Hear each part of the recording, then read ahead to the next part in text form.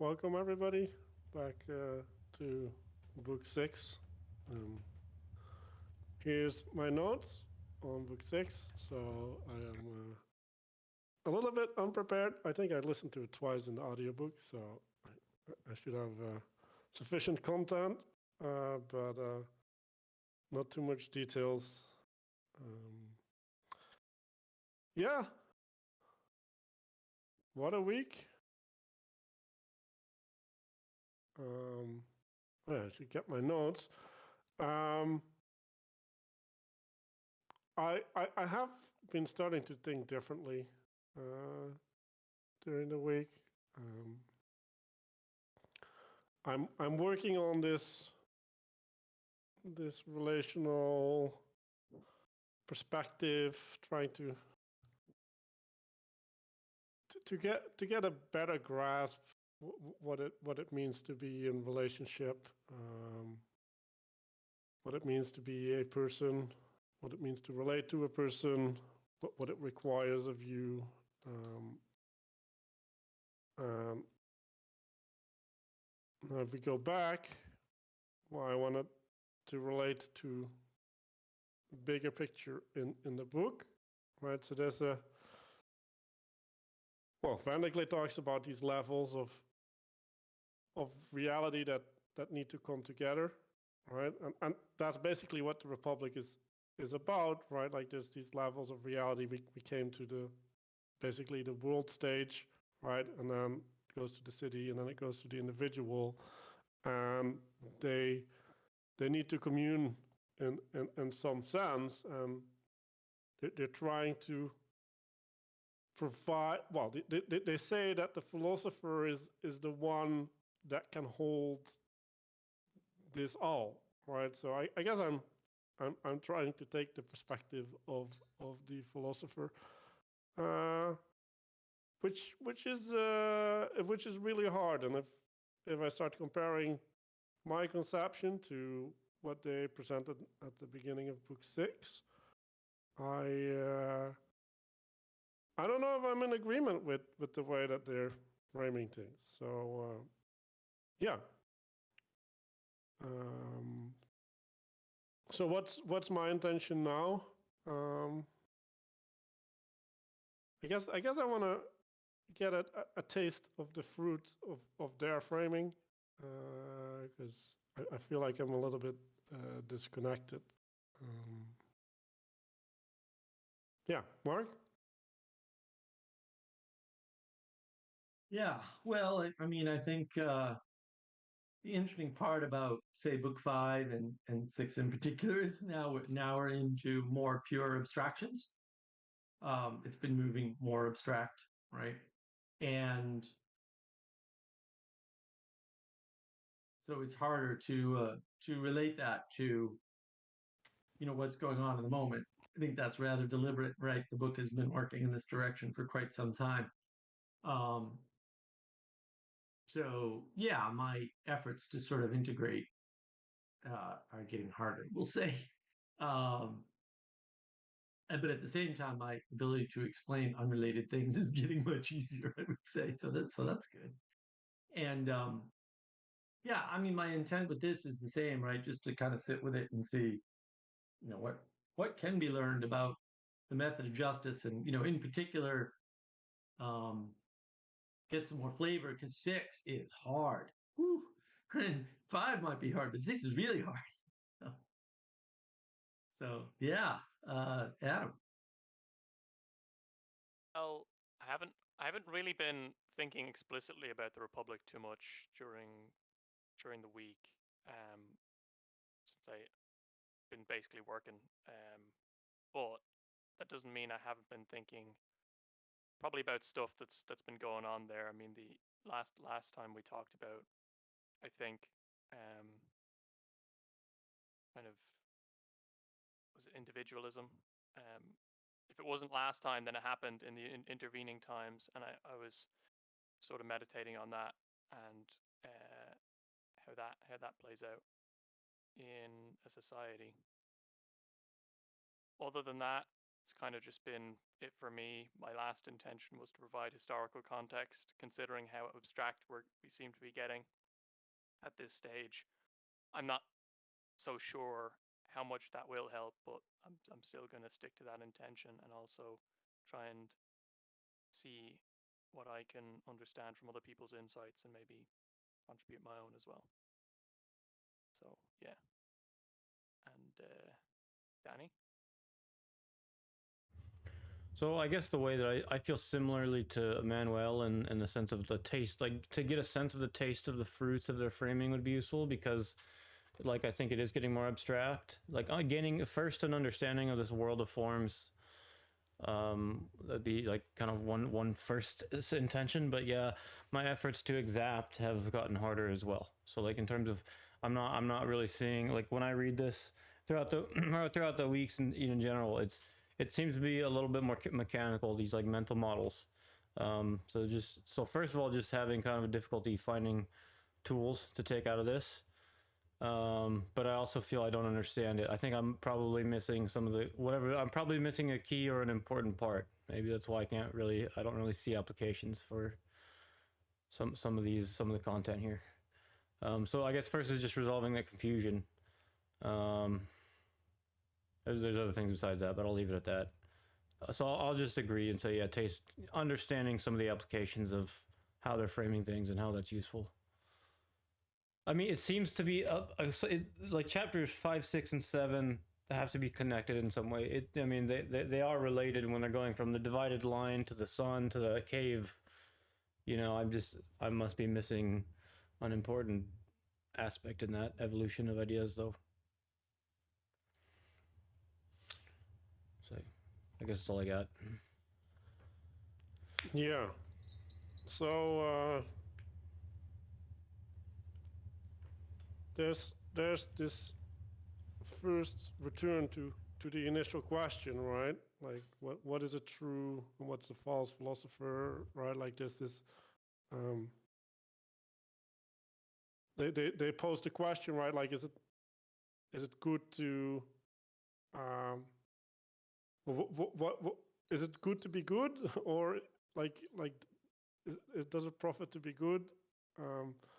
And now they're basically at the end where they're defining, well, like what's the person that can actually express the good, because that would be the philosopher, right? Like and so they're trying to distinguish between people who are on that path but they're misguided, and people that are on that path that are true. And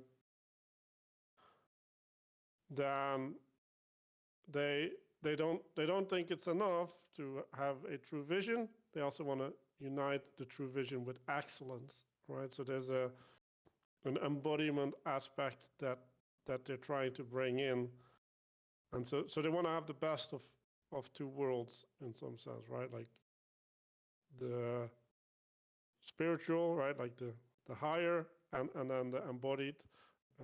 They need to come together to form the Superman, effectively. the Übermensch would not be a wrong use here, actually. So the philosophers love truths of an eternal nature, right? So then they're making a distinction between things that are contingent upon the implementation, and then there's things that are not contingent. And right. So but I think it's worth pointing out, right? They introduced this idea of the proper ruler as a philosopher, and now they're going through the process, at least in the first half of book 6, of describing what that looks like in terms of, well, what is a philosopher? Because there's improper philosophy, there's those sophists out there, and look what they're doing, and they will sway you with their argument, and if that doesn't work, they'll basically sway you with their deeds, right? In other words, they'll beat you. It's like, what? Wait, and you see that, and their arguments are all of the type of either overshooting on praise or overshooting on criticism, right? There's nothing moderate about it. which I find all that interesting. And also, the pure philosopher is a bad educator. And I think that's a mistranslation. I think they mean bad teacher. And even that may not get the essence of what they're getting at, right? Because they're talking about the man who knows everything about the beast because he lived with the beast and brought the beast up and everything, but that's not the person that can educate you about things. And it's like, well, that's an interesting way to frame it, unless you're making the distinction between, say, training and education, and you meant to say training, right? And education would be something closer to apprenticeship, in which case that's the perfect thing. Masters to apprentices are not teachers in some way, right? Or not mere teachers or something.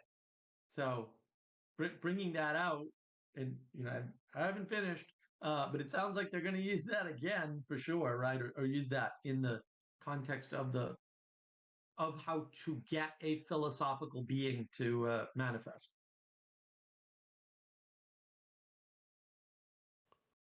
Yeah. So, yeah, to go back to the preconditions, there's an integrity that you get by binding yourself to the truth, right? So there's no room for misalignment. Like that's basically deadly sin. And then my book said that there's no corner of illiberality within the philosopher, which is really, really strange to me. Like I don't know what you guys had what word was used for you guys in the translation, but yeah, what was the word that you had? Illiberality. Like this is like a couple page from the start of book 6. I had the same phrase.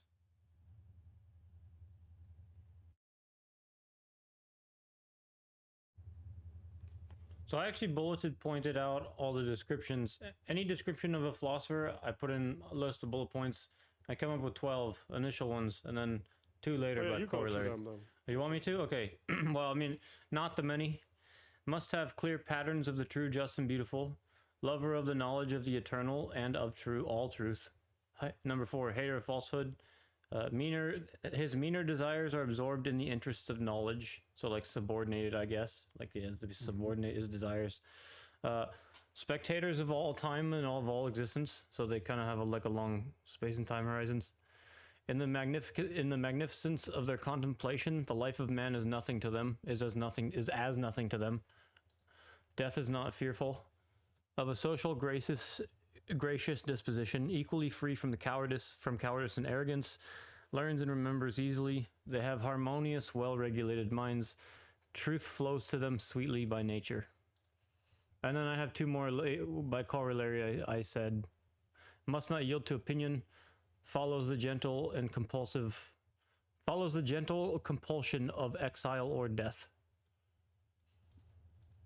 So I think later, as they kind of started to connect some dots, I inferred that like they tend to be outcast characters and stuff like that, and they tend to be anyway. I put 492 down. I don't know where I. Yeah. So the words that they were using. Well, I didn't get the illiberality in your version. But the illiberal is just basically saying if you draw a line, you have to keep the line. Right. Which I agree. Yeah, that is correct. And therefore you can't, right? Because what they're saying here is that, and you two must, of course, also consider something else when you're going to judge whether a nature is philosophic or not.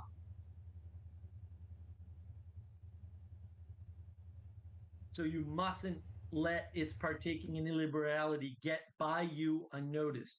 For petty speech is, of course, most opposite to a soul that is always going to reach out for the whole and for everything divine and human. And so he's drawing that line between, we'll say, people who are in the city and merely in the city, and philosophers who are reaching, outside of everything, including themselves. Well, the way I understood it is that the illiberality is related to the exclusion of a potential. Right. So you mustn't let that go by you unnoticed. That there's an exclusion there. Yep. Yeah, but that would preclude you from being a philosopher. Like that was the way I read it.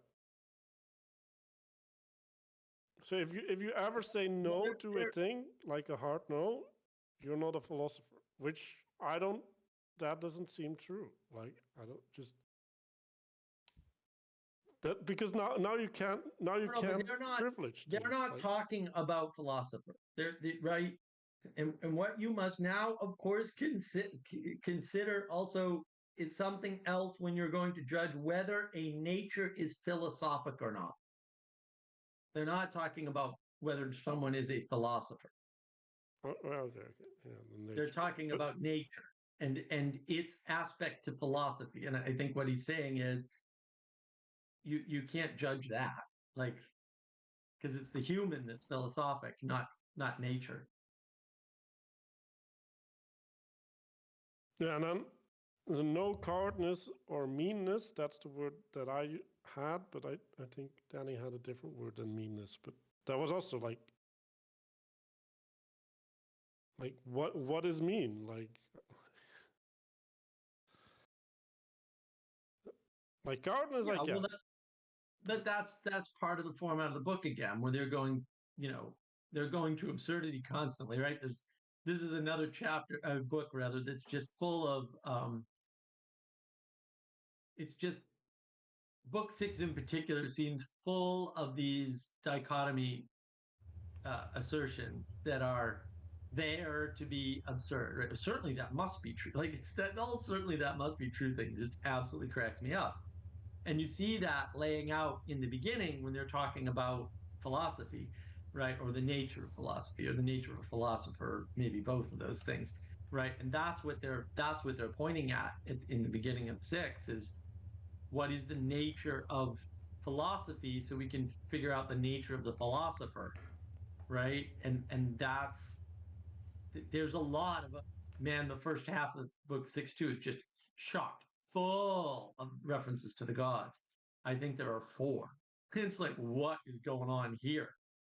They just keep hitting the wall on the logic and inference path, and then having to appeal to some divine nature or other.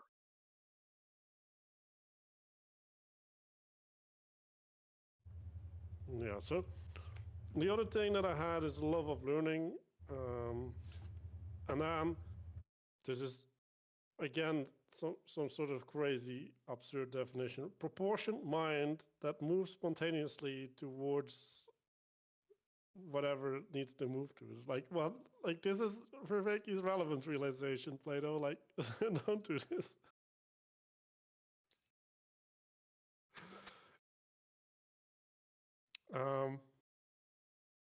But yeah, it all ended in a fool, right?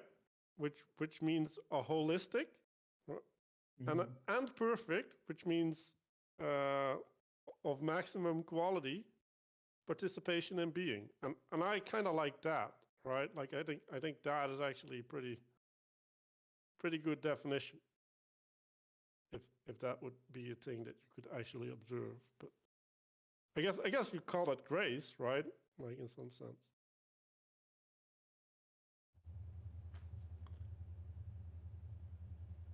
I mean, they're definitely pointing towards some form of integration. I mean, in all of these, so they list all these features of what's required to be a philosopher.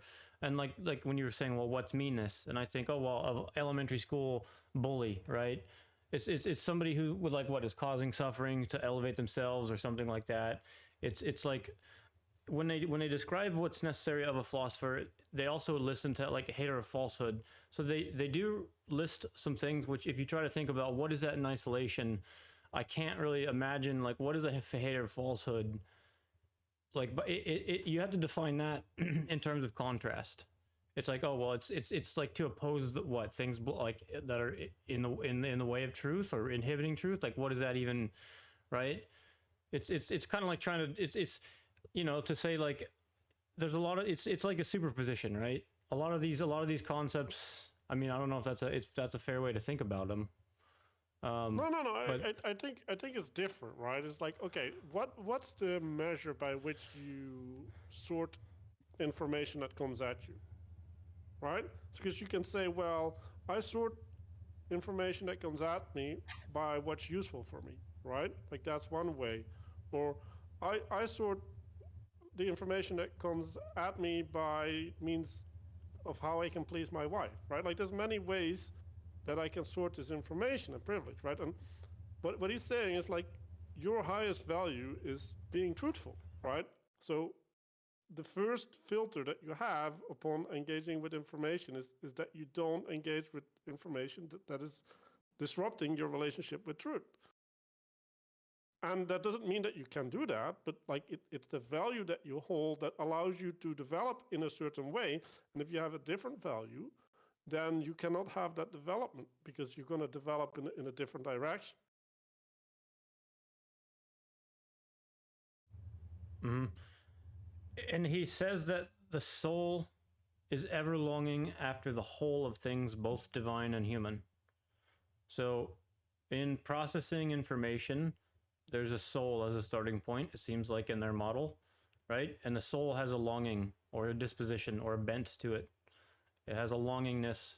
And then there seems to be the two planes, a divine plane and a human plane, which is, this kind of leads into their model of what the dotted line or the sun. I don't remember which one we get into here, right? Where you have the realm of which, well, I'll let you lead there when you think it's time. But I mean, it seems to me like, before we even get to the mutiny ship captain, I think that is also about order as well. I think, which is Ethan brought to my attention last week. So I think this is all about like order and hierarchy, but I'm missing kind of the detail in, this seems highly technical to me, and I think I'm missing what it's trying to get at. Well, like this first list, and I guess we'll get there now, right?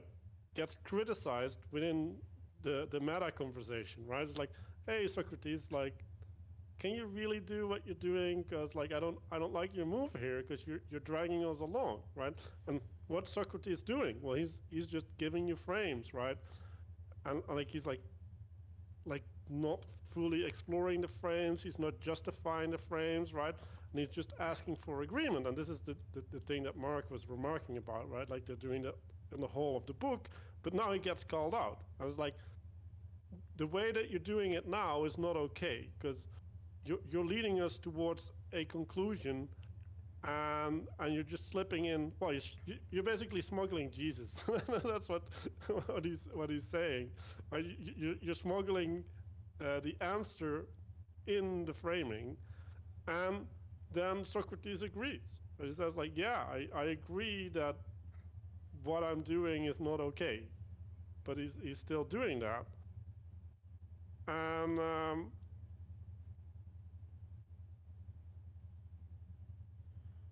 Are you commenting on that?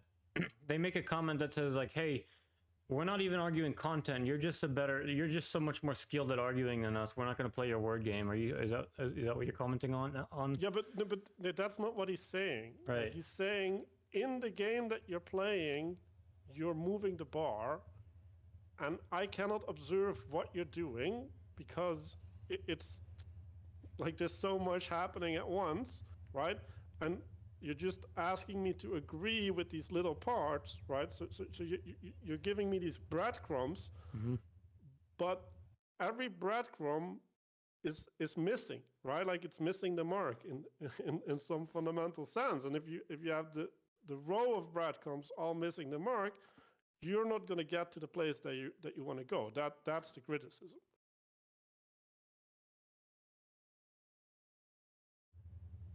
And that's the absurdity, right? Like that, and it's like, well, yeah, like why would you think you can do that, right? But on the other hand, like, what's the alternative? like how would you structure your argument differently than that? So I think that's the collapse that he's in, right? Well, that is his argument. He basically says, "What else am I supposed to do?" Right? And the answer is, "Oh, I don't know." Like, fair enough. And then basically they go back to this idea of the philosopher, and they say, well, either they're gonna follow this path of breadcrumbs and they're gonna end up somewhere lost, right? Or they're gonna follow the path of breadcrumbs and they're gonna end up impotent, right? And one of them is corrupt and the other one is useless, right? So why are we having this conversation at all, right? Um, that's where he starts the parable of the boat to explain that it's even more fucked up than just that. Right, but that's an argument for hierarchy. The whole boat thing is just you need hierarchy. Hierarchy is not optional, and you can't yeah, drag so the highest down because then you just get disaster. I mean, that's the boat owner is right. They flatten the world to boat owner and everybody on boat. And then they say, but that, you'd have to drag the boat owner down too. And then it's like, yeah, now we live in this equality chaos hell again. yeah, well, and then you'd have to lift someone up, and then the people that need to do the lifting up are incapable of discerning who needs to be lifted up. And then, and I don't know if I like this move, but the one that is supposed to be lifted up cannot ask to be lifted up. And I'm like, they can't. Yeah. Like, No, I agree. Hey, you see that all the time. Well, and that's the definition of a good leader. Like everybody says this, right? The only person we want, say, running for president is the person who doesn't want to be president. Yeah, that would be good. Yeah, that's kind of everywhere in the culture. Everybody has a sense that that's actually the way it should go. yeah, but like there's something like I get the sentiment, but I just don't agree. Like at a certain point, you have to take responsibility, right? Like you have to say, well, Yeah, but you don't look have at to me. take responsibility for the office. Like that is the point. It's like if your goal is to be a leader and you point at being a leader, then you're not fit to be a leader because your goal has to be past that. It has to be beyond that. That's the only way to instantiate being a good leader is to be that much higher up the stack of virtues and values than mere leadership. And then you're able to take responsibility because what you can't do is be a leader, is take the responsibility of being a leader. That makes no sense. Like that's not how that works. You're taking responsibility for the thing that you're leading, and that may be justice, or it may be the city, right? It may, but it's not the leadership. The leadership's an interim step in essence, and that I think is what they're getting at.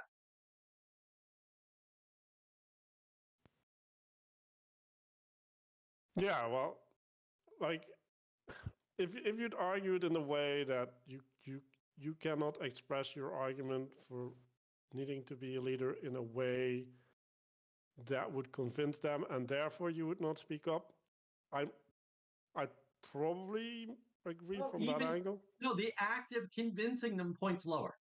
And that's the problem is that no, you don't even want to convince them because you don't want to point lower. You never want to point lower. A good leader will never point at leadership, ever.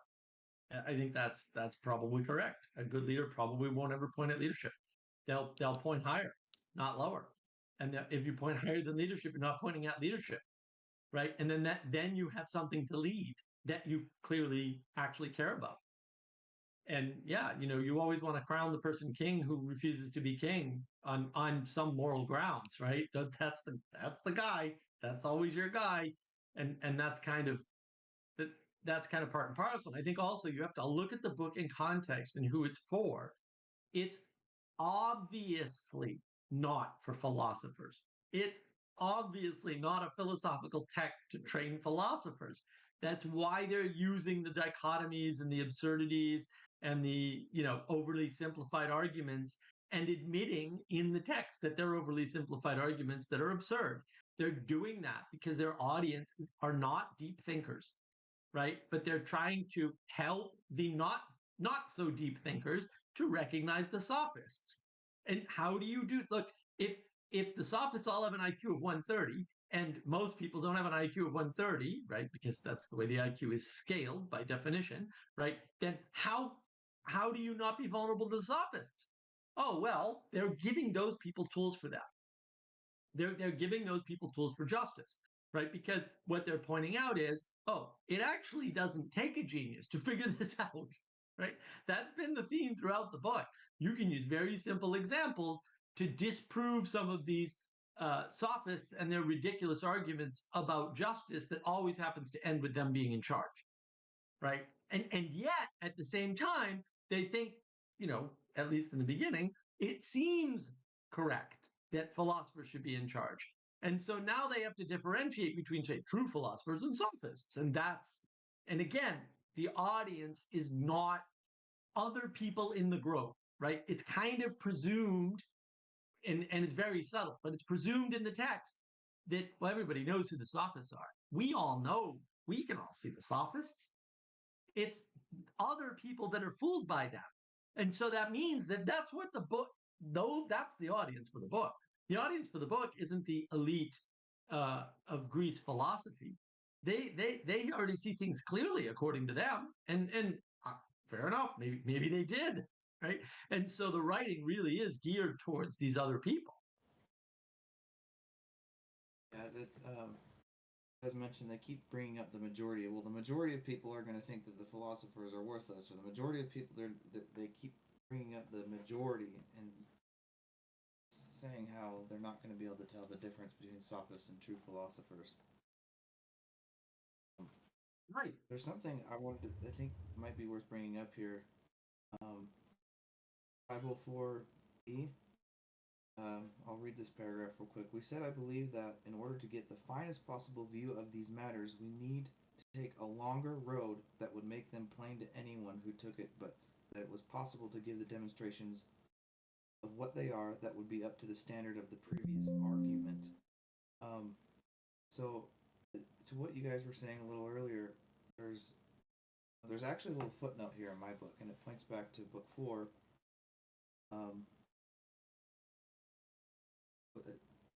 We'll never get a precise answer using a present method of argument, although there is another longer and fuller road that does lead to such an answer, but perhaps we can get an answer that's up to the standard of our previous statements and inquiries.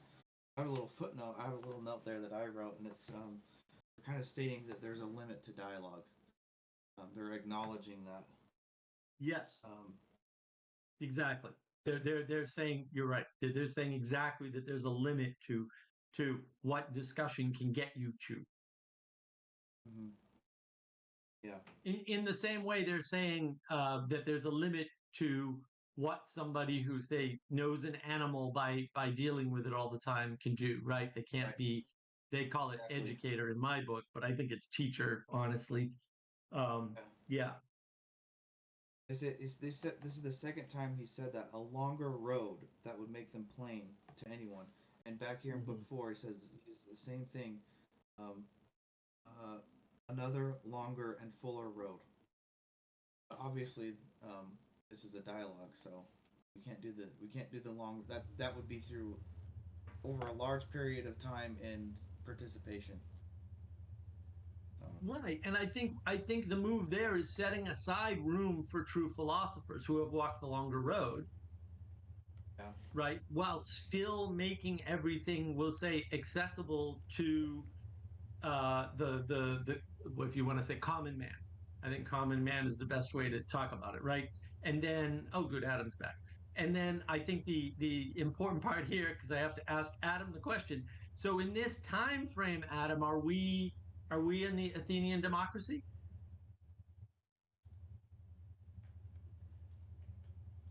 You're muted somehow.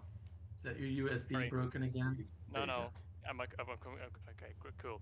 So during Socrates' lifetime, you had what was called the rule of the 5 tyrants, I think. Oh, that was the 5 tyrants. Okay. So this is obviously because this is within Socrates' lifetime. It's contemporary. I'm not sure when the Republic takes place, but this happens. Yeah, it's around the Peloponnesian War time. You have Athens. There is a period, and I don't know how long the period lasts, but I think it's yeah. That's all I can really say. So there is an overthrow of the Athenian democracy at this time. It would have been on the minds of the people in this discussion. Okay. Well, that's good because we were just talking about they keep referencing the masses and their beliefs and what they would and wouldn't be swayed by. Yeah. And seems like I remember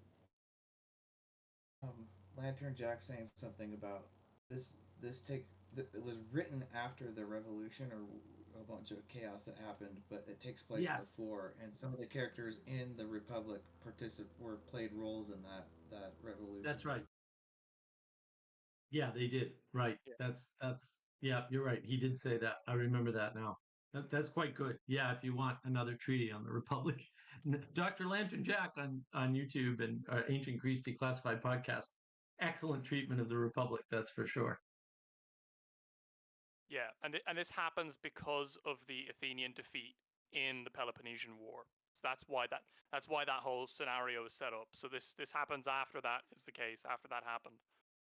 And it was as a result of Athens' loss in the Peloponnesian War. So I don't know how much that impacts the sort of discussion they're having in terms of kind of the philosopher king as well, because obviously they have that in mind as well.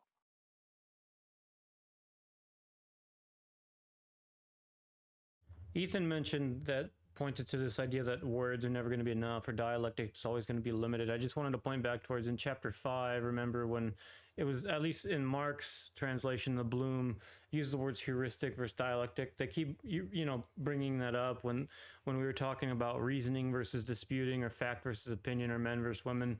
Back when chapter 5 we were talking about how to divide and bring the right distinctions out about things.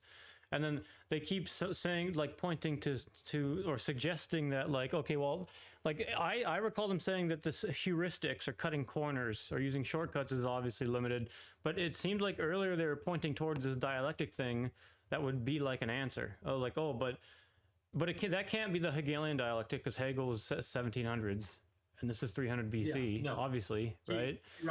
He interrupted the Platonic dialectic. Yeah. Okay, so this is the Platonic dialectic, and that's their solution for ascending levels. Is that what is that basically part of their model here of? I don't think so at all, but I'm not a scholar here for sure. My understanding of dialectic it was more or less and look, it's this whole book is like that, right? Surely if this were true, then this person wouldn't engage, and therefore the whole thing is A and B. The whole thing, right? It's absurd. It's absurd on purpose, and so they're not going up and down levels, but they are using it for high contrast, right? To show you. Sorry, I didn't mean to cut you off. No, but yeah, right. Here, go ahead. I got the definition. So the Platonic word dialectic is the investigation of eternal ideas, right? So this is dialogue. Is dialogos, basically. Like it's relating to the eternality. Dialogos is an emergence from good dialectic, and if you get it, you're lucky. It's not something you can force, right? To be a little fair to Vervaeke. So he says, from the dialectic, if you're fortunate, will emerge the dialogos, which is where each party gets something that they couldn't have gotten otherwise, which I think is an overly strict and ridiculous definition for other reasons, but also completely unnecessary because the act of engagement is sufficient to strengthen you one way or the other, in my opinion. So it's kind of like, yeah, that's what the distinction between dialogos and dialectic is. More so the capacity of the person doing it than actually a functional difference. Yeah, the capacity and the luck, right? If they actually engage Well, no, Yes, most I would argue that if you engage and if you have the right orientation, that you're necessarily going to get a revelation. Like the question is whether Oh, that's yeah. valuable or Yeah. whatever, but that's different. Well, and the question is, you can't like. It's not a question. You can't determine any of that up front, and you can't make sure it happens. Like you have no control over it. So it really is, in that sense, it's luck because it's all unknowable. All those components are unknowable. But that's also what I mean by his definition's overly strict. What if one person got something out of it? Like, I'll point to my live stream last night on hallucination. Like a bunch of people got something out of it, and one person got absolutely nothing. Maybe not nothing. Like maybe a door was open, but in the moment there was certainly no realization of what was happening.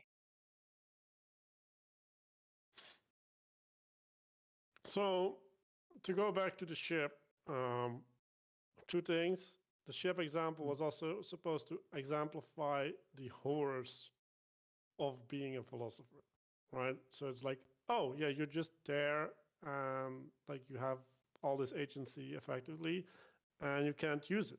Like, there's no no receptivity in the people to receive what you have to offer, and it yeah that maybe that's like the worst kind of suffering in some sense, where you're like, oh, like this could be better, but you can't make it happen. It's just like, nope, it's not gonna happen. And then the other aspect of that was, yeah, like the people need to want to be led, right? And I think when we look at the function of the text, I think it's also trying to convince people to want to be led. Like stop being stubborn and like listen to the good guys. I'm sorry, I have a. I remember saying something like,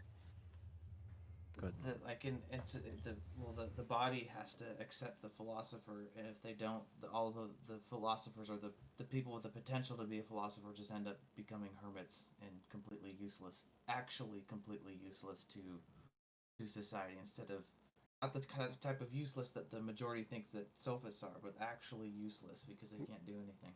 Like living in a barrel and masturbating in the market. Yeah, they're parasites at that point. But I think that's why the historical context that Adam brought is important, right?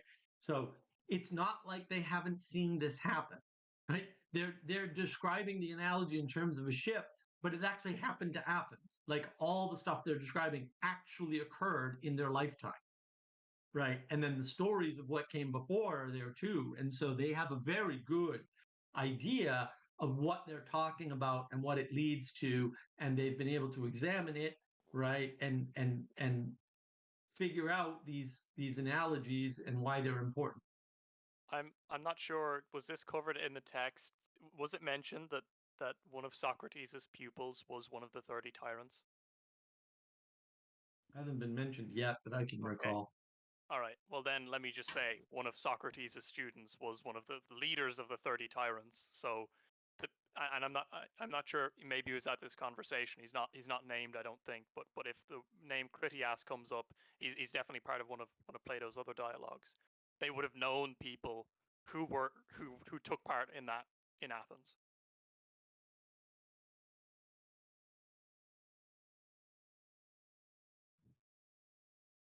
Yeah, so now I ran out of stuff. I read a little bit ahead while we were talking. So they're talking about planting seeds, growing up, and when you have a more sensitive nature, you can be more corrupted, right? So evil is a greater enemy to what is good than to what is not. I was like, oh yeah, that's a pretty big deal, right? So yeah, the purer you get, the more corrupted you get, and especially when in the first stages of our development, right? Like if we get that corruption, and we do have this true nature, that the impact of that is going to be more significant.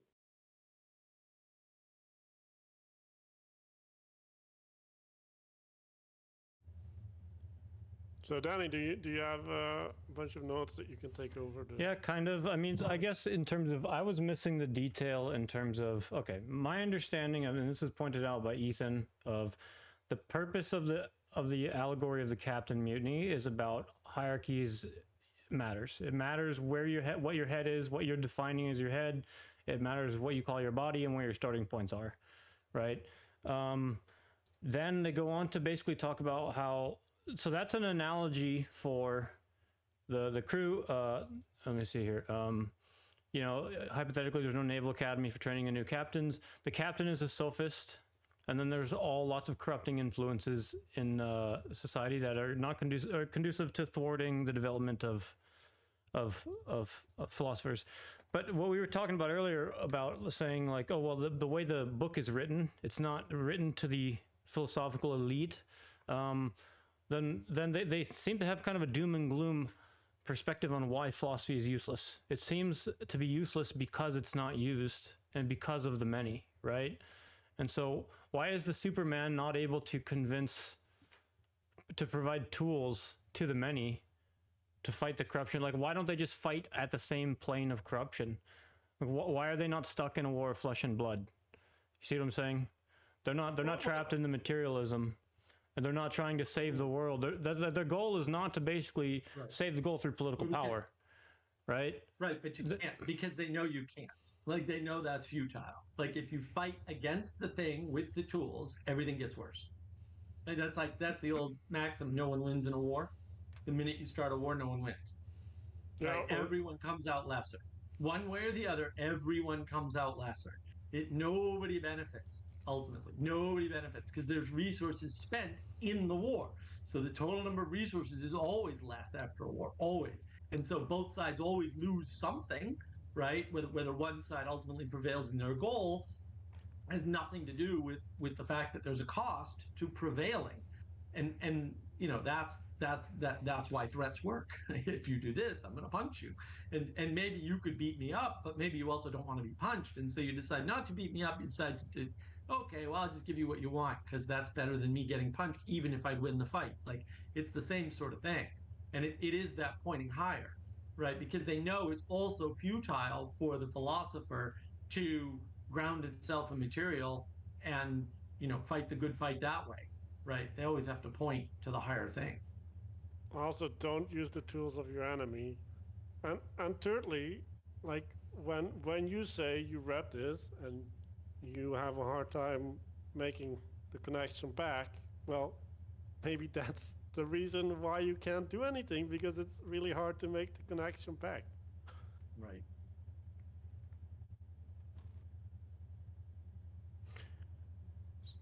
So I guess I'm seeing some patterns, but I'm not really.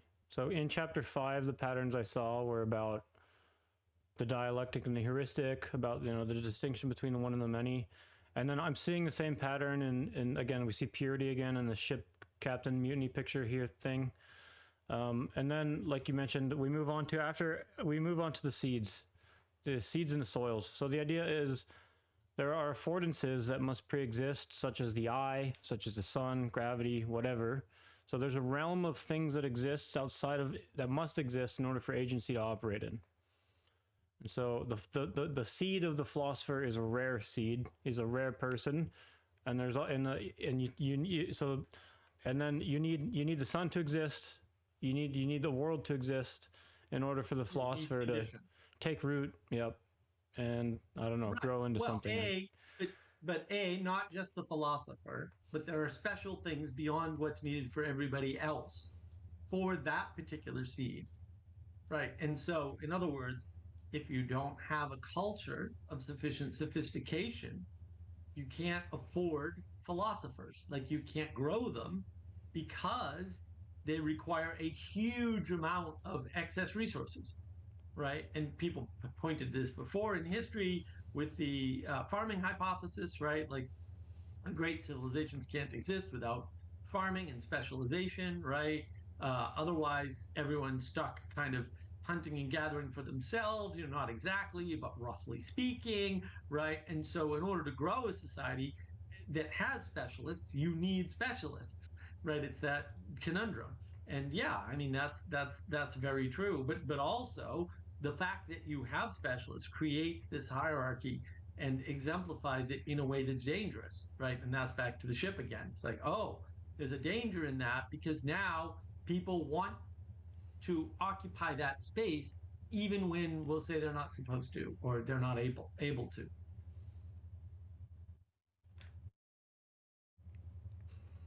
Mm-hmm. And so we move towards, I don't remember if it's the analogy of the sun or the divided line first. The divided line is on 509. But we move to this analogy of the divided line, which is, or I'll start with the sun. I'm doing this off the top of my head. You have an upper realm, which is a realm of shadows and images. Or it's the same idea with the divided line. Because you have on one side of the divided line, you have the realm of images, reflections, that's mirrors, shadows, images, staring into a copy of a thing. So, you know, not the real thing. And then you have, that's like furthest on the line.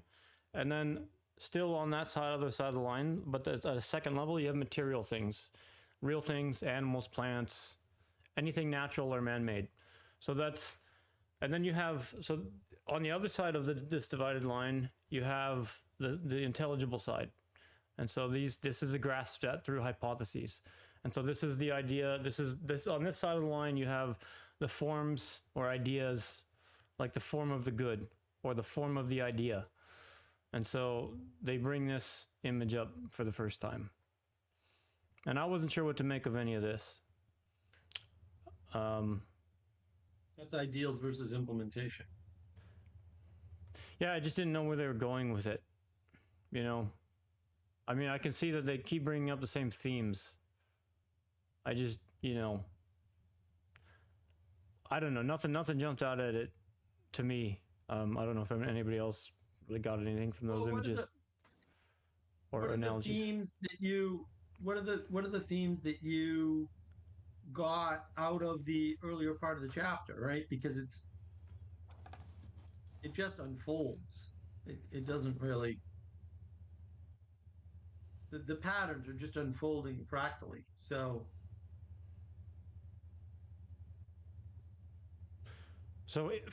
from my mind, the picture that I got is that if I'm in the matrix, in my mind, I can like choose a set of lenses, and then I can use those like set of lenses that I want in order to like basically I can choose a relationship between the upper and lower realm of things.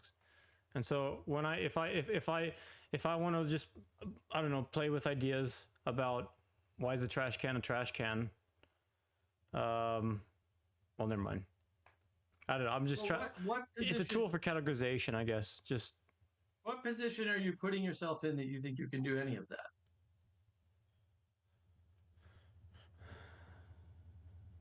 And I like this is the ship, right? So why is having a ship captain important? Because someone can pilot the ship, maybe multiple people, but someone's, we'll say, better at piloting this particular ship for this particular task than anyone else, most likely. And if not, it doesn't matter because it still has to be some one. It can't be some two or some three or some 10, right? And so, as with book 5, they're doing what I would call discernment, right? They're drawing a line. And so this is just drawing a different line. And so the process is showing you how to discern, how to draw these lines, how to make, we'll say, proper categorizations. And the whole ship captain thing is all about, you can't have no categorization. Everybody can't be equal, because even if you have a ship owner and people on the ship, if that's your dividing line, that dividing line doesn't function in the world. That dividing line cannot work. So the dividing line that you draw, the categorization that you put things in, actually matters, right? According to a telos. But the whole point is, let's suppose you're an actual philosopher and not a sophist, because that seems to be the line that they're drawing, roughly speaking. You're going to be disliked because the people that aren't actual philosophers don't have the capacity to change lenses and examine and understand things. It's explicit. And so, look, man, I'm not saying you can't do that. I'm saying, by what authority are you claiming that you can do that? And even if you can't do it perfectly. So why, you don't know what your unknown unknowns are. So why are you even pondering that? It's not useful, because maybe you can do that, maybe, but also you don't know what you're missing in that process that maybe you can't do. You have no idea. And so what good is saying, I can do this? Can you? How much of it can you do? How much of it are you missing? Like, what? Because at that point it's like, well, okay, it's not to say don't do it. It's just to say don't claim that you have a position that you can hold where that is, we'll say, ultimately possible or something. Well, I think maybe again, I'm reaching to exact any kind of tool out of this, because I just don't understand the point of this. But when I look at a trash can, I know it's a trash can by my participation with it. So the way to see the trash can is through participation. No, it isn't a trash can. You assign trash cans. Oh yeah, okay. So I'm assigning trash because not based on participation, because participation is based on telos, right? Right. Yeah. So this is a bad example, right? How about we use the Peterson example of tree stump? Tree stumps don't exist. That's not what you see. Mm-hmm. See a chair. Right? You see a sitting place, a table, right? Structural, functional composition. Yeah. Right? Why? Or Ethan's excellent example of the what's in the middle of the cabin in the middle of the woods, right? And you put together 3 different scenarios, and it just turns out that whatever that thing is changes based on who is coming into that cabin. So obviously the nature is not objective, and that's kind of the whole point, is that not only is the nature not objective, but it actually does matter, which sucks, right? So what is matter, right? And this is Petersonian. What is matter matters, and the thing that makes it the matter is what matters, right? It's the telos that you're coming in with that determines the category for the object. The object can't self-determine its category. And so the point of this, as you pointed out, from Book 5 is doing the same thing, is to teach you discernment from different perspectives. That's all they're doing in that part. I mean, there's so much more going on here. You can't reduce it to like one thing, right? But that pattern that you're seeing is the pattern of learning discernment or perspective in with different examples over and over again. And those examples aren't merely repetitive examples of the same point. They are examples of, if you could stand here, you would see this discernment this way. If you could stand here, which is a different axis of engagement, right? Relationship. Thank you. Better relationship. You would see this, right? But and it's not like they're talking about the same thing. They're just talking about, look at all these different ways to evaluate things. And you need different ways to evaluate things to get at the correct framing. And you could see matter as the mother, right? That which births the affordances that you can engage with to impose your telos upon. That's good. Yeah, I like that. That's good. Yeah, the thing that births the affordances. Well, you should talk to Rebecca about that. That'll go well. Did you guys talk at all about the analogy with the beast, the beast tamer? No, we're not there yet. Bit. But Mark already went ahead. that is true. You guys went past that already. But yeah, we should go back to that, because I thought that was really interesting. Well, yeah, go ahead. Well, let's finish up with Danny's thing, and then we can go there, I guess.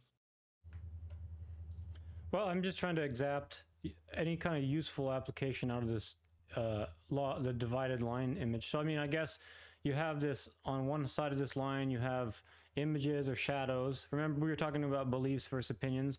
So there's something there. They're getting at something there. I just don't know what they're getting at. We need to start with the primary framing, right? So there's the eternal, right? So that which is outside of time, which emanates into time, into the specific, right? And that allows us to recognize what's in time by virtue of that it's conforming to the form, right? Mm-hmm. So the distinction is literally with the philosopher, right? So are you able to relate to the object, right? Because that's basically what all these OMR people are doing, right? Like they're saying there's objects, and if we just know all the objects, then we're perfect, right? Or are you saying no, like these objects are representations, right? They're images of something that I can have a relationship to. And if I have a relationship to that which is higher, then I can apply a different type of sense making, because that's literally what it's about. Like there's a different way of dealing with things in the realm of forms, and the claim is that it's better, right? And why is it better? Because it's not contingent upon time. That's the reason that it's better. So that's what math is in effect, right? Like math is a way of relating with things that's not contingent upon time, because it's going to be true now and forever. And it was always true before we quote discovered it or invented, whichever. That's well said, Manuel. I like the way you did that. That was good. Yeah, that makes... I had to figure out what the problem was first. No, that was useful. So thank you. Got it. So you like again, right? Oh, you're trying to get a use out of it. No, you don't get to control this shit. This shit is just true, right? And you can either submit to it and participate with it, or you can ignore it and be stuck in materiality. Like that's the intimacy crisis. And in order to accept that, right? Like you have to set aside all of this other shit that's distracting you. Like that was the whole list of what you needed to be for a philosopher. Like if you don't do all these things, you don't get to. Like you don't get to go up there, because you're not going to be able to. Like it's not an option. And so if you're looking for a use, you don't get to go up there, because it's not about use, but it's useful. Right. That's the limit. Yeah. And it's the same with God. It's like, oh, can I take the perspective of God? Well, yeah, maybe, right? Like this is what magic is in some sense, right? But you only get to take it like really temporarily, and probably incorrect, and definitely not useful over time. So like, why?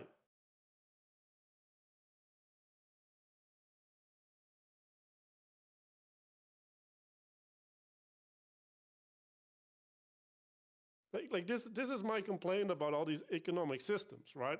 So there's an economic theory, right? Now they build a structure on the economic theory. Now in the structure, they're gonna make the laws of the economic theory as foundation, right? And they build another thing upon it. But now you're building something on something else, right? So it's no longer referencing reality, right? And then if you do that 2 or 3 or 4 times, you build something that's not attainable. And this is the same problem with liberalism, right? So we liberate ourselves from the king, and then we liberate ourselves from the thing on the information, like information needs to be freed, and then the women need to be freed, and then blah blah blah blah blah blah. And at a certain point, we built so many contingencies that these things, they don't have any chance of working anymore, because they're no longer connected to reality.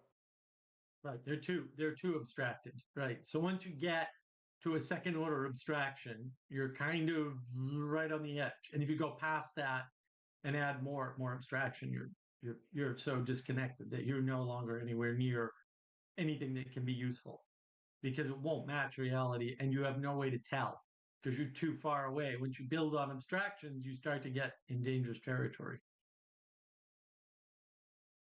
And I think that's the opposite of that. The mirror of that is exactly what the animal trainer story is all about there.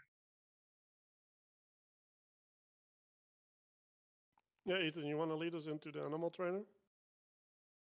Sure. So he talks about the animal trainer. I think he's comparing the sophist or whatever. This animal trainer that has this beast, right? And the animal trainer, what he learns how to shut the beast up, make it quiet, and make it happy, and that's what he derives his ethic from. So what is good is what makes the beast comfortable and calm. And that's actually an argument again. That's what he's saying there is that's actually an emergence is good type of thing. You're looking down at the beast, and what seems to comfort it is good. And if you think of, well, it's easier for me to think of like with children. So if that's the way you raise children, you're not going to raise children, because if you just only do what makes the child stop crying, that's actually not good for the child. You have to look above what's good for the child. So like sometimes what's good for the child is for them to actually cry, or being disciplined or making them be uncomfortable is actually good. Sometimes you're deriving something, an ethic that comes from above, not purely looking down at the beast or the child. Like what you have to look up to see what is good for the animal or what is good for the child. And he's comparing that to the sophists, which they just look at the body of people and they say, oh, this is actually exactly what democracy is. They look at the body of the people, they say, oh, what's going to appease the people, and we're just going to do whatever makes them comfortable, not necessarily what's good for them. What's going to keep them from fussing, what's going to keep them from being honored, what's going to keep them from getting upset. We're just going to do that. We're not going to actually do what's actually good for them, which comes from above. Yeah, that's a good point about the sophists, right? He says that the sophists use argumentation until you disagree with them, and then when they can't argue their way, they do through deeds, which is basically beatings or something. It's like they come after you when you refuse to be part of their soothing and comforting club. Yeah, and it goes beyond the sophists. It just goes with everything, Then does this person seem any different from the one who believes that it is wisdom to understand the moods and pleasures of a majority, generated from all quarters? Right. So what is good must come from above. But that's go ahead. I'm done. But that's related to where do you ground yourself, right? And there's this seeing is believing, right? And then there's this thing about in the Bible, like we walk by faith, not by sight, right? So you get to walk by sight, or you get to walk by faith. But like when you walk by faith, you no longer control what you're relating to, how it's going to express all of that stuff, right? Like it's out of your hands, because you're just giving it up to something higher, right? So it's interesting because there's I was thinking about how miraculous it is that the things that we're doing even work, right? Because like a lot of it is integrated by basically something inside of you affirming the pattern of someone else and then imitating it, right? But you only imitate it if you think it's good, the pattern, right? So there's some distance there where you get to reject it, but you don't accept it based on purely rational reasons, but kind of still you do, right? And so this sermon that I went to was really interesting, because like what do you remember your father for, right? Like what when you're away from your father, right? Like what do you remember him for? Well, and the answer was the way he treats people, right? Like you remember the patterns that your father participated in, and if you think they're good, you're gonna go back to him, and if you don't think they're good, you're gonna go away. And then there's this other idea, right, where if you go away from the promised land, you end up like in an unknown land, right? And he was describing our current society as like we've drifted away, right? We've drifted away from our Father, and now we're in this unknown land, but things are still working. Like we're still participating in the patterns, right? Like we're still having our inheritance of the suffering and all this stuff that the previous generations gave us. And it's not only physical, it's not only informational. No, it is like sometimes you get these sayings, right? Like the people who aren't Christian are more Christian than the Christians, right? Like there's a spirit that is persisting, even though it is not explicitly being practiced, right? And so that spirit, right, is supporting the emergence as a good thing, because it's going to get expression through the emergence, right? And that's where the people lose the discernment with the thing, because they don't know what the seeds are, right? That they're implanting in what they're doing, and they think they know, and then they get a positive affirmation of what they're participating in. So that's, I think, the confusion that a lot of people live in. They don't discern the path they're on, or the worse yet, they discern the path they're on goes a place that it does not go. And what you were speaking to earlier too is mimicry, right? We mimic and we try not to mimic, but there's certain things we have to mimic, right? There's certain patterns we're say stuck in, right? And that's sort of inevitable. But Ethan, I'm curious in your translation on the animal trainer, because his point right after that was that animal trainer is not a good educator. And I thought that was probably a mistranslation. What they meant was teacher, and that they made a dividing line between teaching and apprenticeship or something. Okay, so the first part of the paragraph, it says, not one of those paid private teachers who call people whom the people call sophists are considered to be their rivals in craft, teaches anything other than the convictions that the majority expresses when they are garnered together. Indeed, these are precisely what the sophists call wisdom. He's referring to them as teachers. The sophists, but what the animal trainer, the paragraph after the animal trainer, what is, because he says the animal trainer would make a bad educator in my translation, which I think is probably incorrect.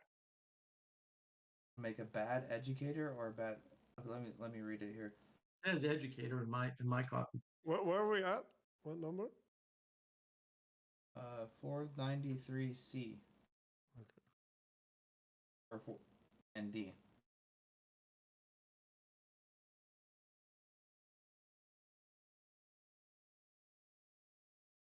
Yeah, wouldn't such a man in the name of Zeus be out of place as an educator? Yes, in my opinion, he would indeed. So what I have is, by heavens, would not such one be a rare educator? I'm in the wrong place here. That's different. Yeah, All right. no, that's 493C and D.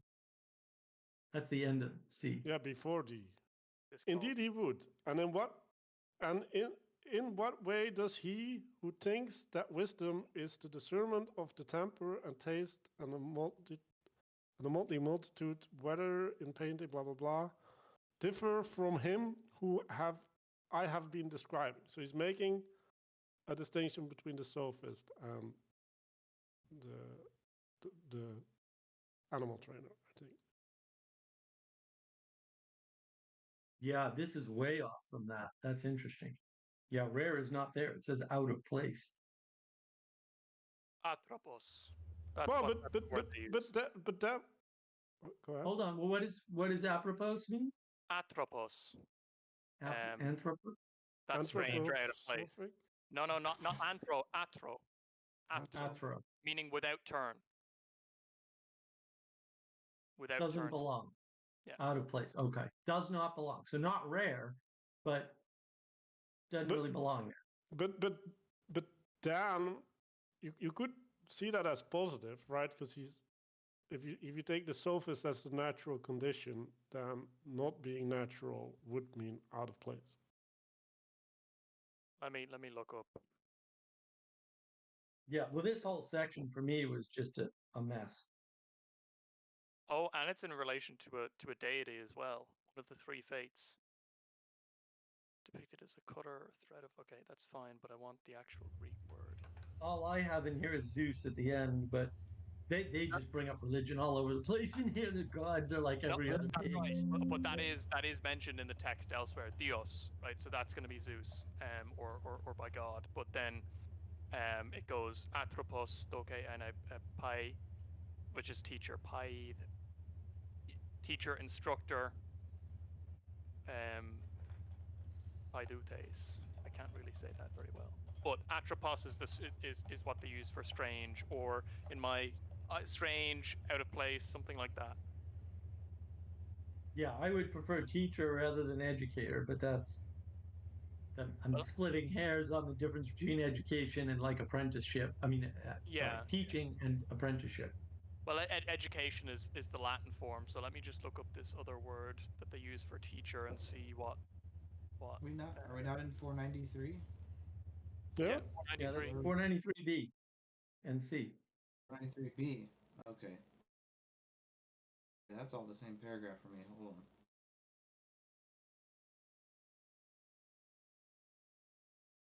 Yeah, it's a big paragraph.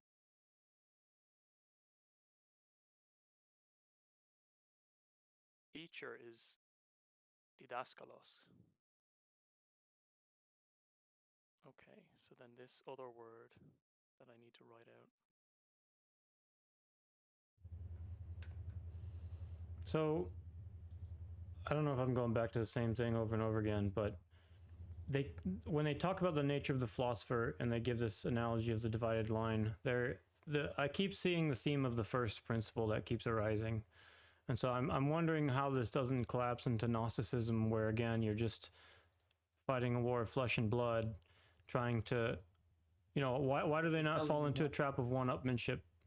Like they have to have an appeal of faith somewhere, I think. In here, Well, they do. So that's actually what 493 is about. That's like literally what they're saying. They're saying there's a difference between, we'll say, teaching, because I think that's the better way to say it, and the interaction with the beast and the person who then becomes a teacher. And so, in other words, they're and thank you, Adam. This is very helpful now. I'm seeing it more clearly. And thank you, Ethan. I'm seeing it more clearly now. So what they're actually doing in here, and this is why this is such a bear. I mean, at book 6, it's a beast. It's a beast to be tamed for sure. What they're doing is they're basically saying that people who figure out the angers and pleasures of the people, the sophists, right, are then slaves to them, effectively. In other words, they're saying that the sophists are slaves to the group. Right. That is actually the Hegelian dialectic, but keep going. Yeah, they're deriving what is good purely from looking down at the sum of the group. They're quantifying, they're measuring the group, quantifying the group, and that determines what the sophist teaches. I found this spot. He says, don't you think by God that someone like that is a strange educator? I do indeed.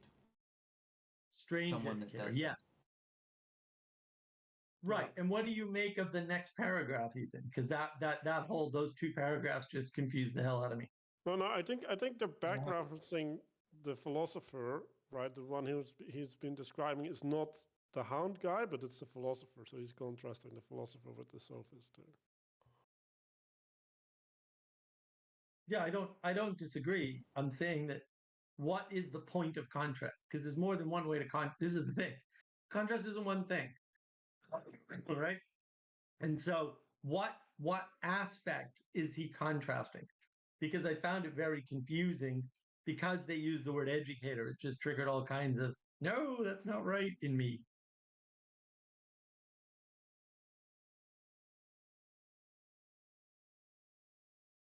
Yeah, it's just same thing. It's the person. Does this person seem any different from the one who believes that it is wisdom to understand the moods and pleasures of a majority, generated from all quarters, whether they concern painting, music, or for that matter, politics? So looking down, like they're not like if you're a painter, you're deriving your beauty from looking down and not from looking up, from the transcendental beauty. Yeah, they do trash painters. I remember that. It's like, why are you trashing the painters? So, In order to be a true painter or true poet, you have to be attuned to something higher. You can't just simply accumulate the majority of people below. And that's why my little footnote of emergence is good. Yeah, no, you're right. I didn't catch that, but you're right. Emergence is good is right in here, and why emergence is actually not good is right in here. And that is right, yeah. that again, Danny. That's the contrast, right? That's the continual contrast. Is he keeps pointing at the same thing through different examples from different angles of attack or approach, or however you want to think of it, different aspects, and pointing out discernment is important.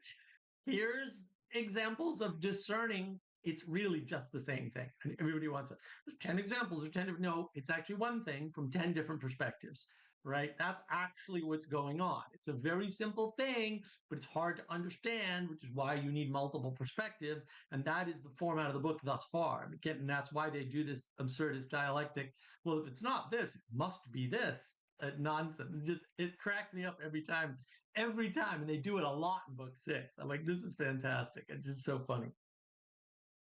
so Adam, the so-called necessity of Diomede. Do you know what that is? Diomedes is one of the major Greek heroes from the Iliad.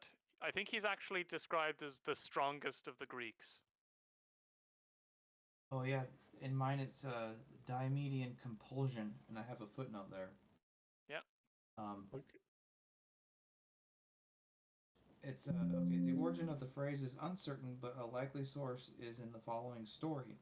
Odysseus attempted to kill Diomedes when the two were returning from Troy to the Greek camp, but failed. Diomedes punished him by tying his arms together and driving him home with blows from the flat of his sword. But whatever the source, the phrase refers to inescapable compulsion. Mm-hmm. Yeah.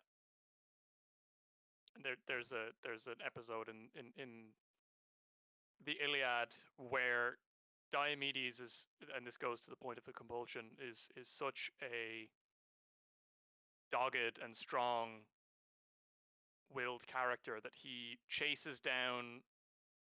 I can't remember which god it was, Aphrodite, Hera. I don't know whichever one favored the Trojans, who was helping one of her favorites in the battle, and he had to be restrained by the god who favored him, which I think was Ares. From actually grabbing onto her and actually getting a hold of her in the battle, because he wanted to, obviously punish her or whatever. But that kind of dogged determination, I think, is also what plays into the insistence, that the compulsion of Diomedes, which goes to that story with Odysseus as well. Mm-hmm.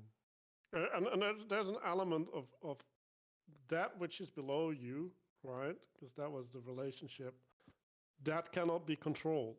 Right, so you're subject to that which is below you. Yeah, that's audience capture. Yes, exactly. And it's funny because it says so called. It's like, yeah, well, fair enough, so called. Reminds me of when like bands will sell out. Yeah. Just do what's popular instead of one certain band comes to mind, Metallica. Well, Yeah. And so what's this other thing, right? So let's. We were talking about the unstoppable object, right? Yeah. Immovable and object. it's like, oh, if you bind yourself to the world, right? Like that is an unstoppable object. Like it's always gonna drag you along, right? And so you're always gonna have to readjust. While if you're attuned to the eternal, that's something that you don't have to engage with.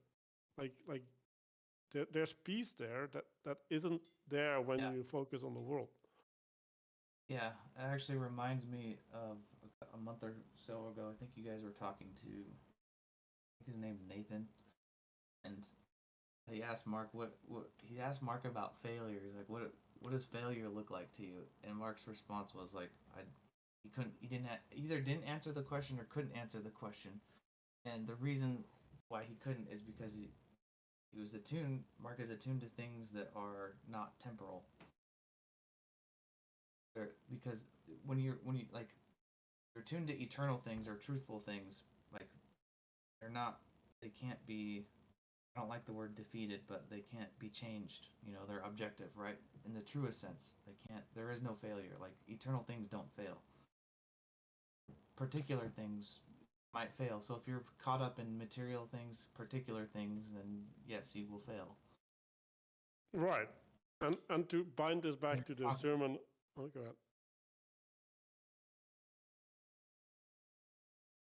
So if you bind this back to the sermon I had yesterday, it's like what do you need to cultivate in order to attune to the eternal? Well, you need to develop a character, right? Like the character that allows you to relate to the eternal, so that you don't fall into the temptation or the drive of the here and now, right? And you can go back to, well, what are these qualities of the philosopher? Well, like they're not going to be swayed by their passions.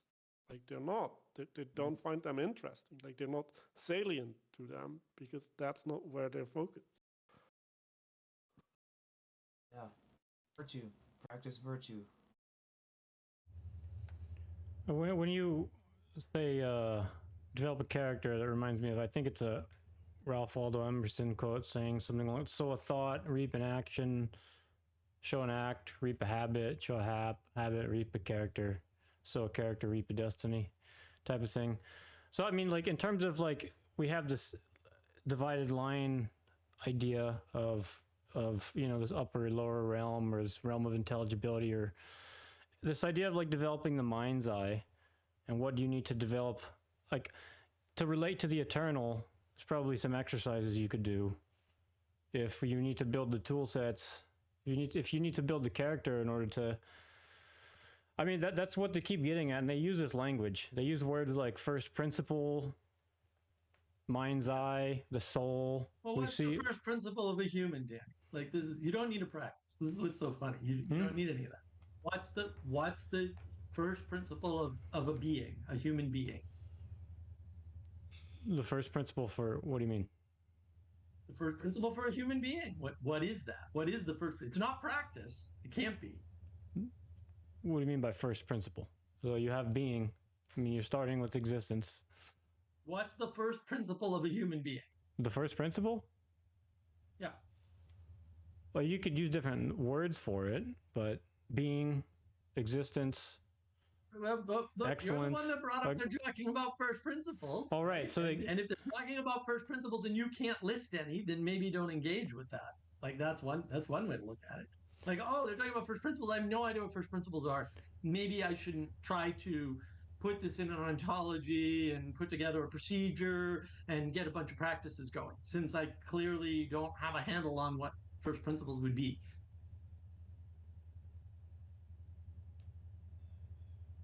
Because you don't need a practice. You can actually just go for a walk in the woods. Problem solved. And that's very much along the lines of Rafe Kelly and his, and his parkour project, right? It's like, yeah, you really don't need a practice. You go out in the woods. So when they use words that don't have strong definitions.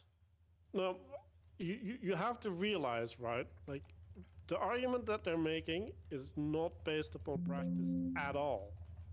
Right. They're saying we need to discern nature. And then when we have the nature, we need to educate it and not corrupt it. Like, and then they list the things that will corrupt it. And then, like literally they say, then the world cannot possibly be a philosopher, right? So they basically say, like, the nature of the world is such that it will corrupt any seed before it can become a true philosopher.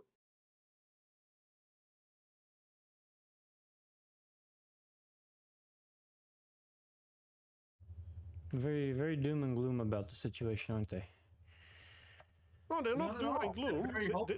No, they state, right, like when you have a seed, right, like, and it is good, right, then evil will affect it more and corrupt it more.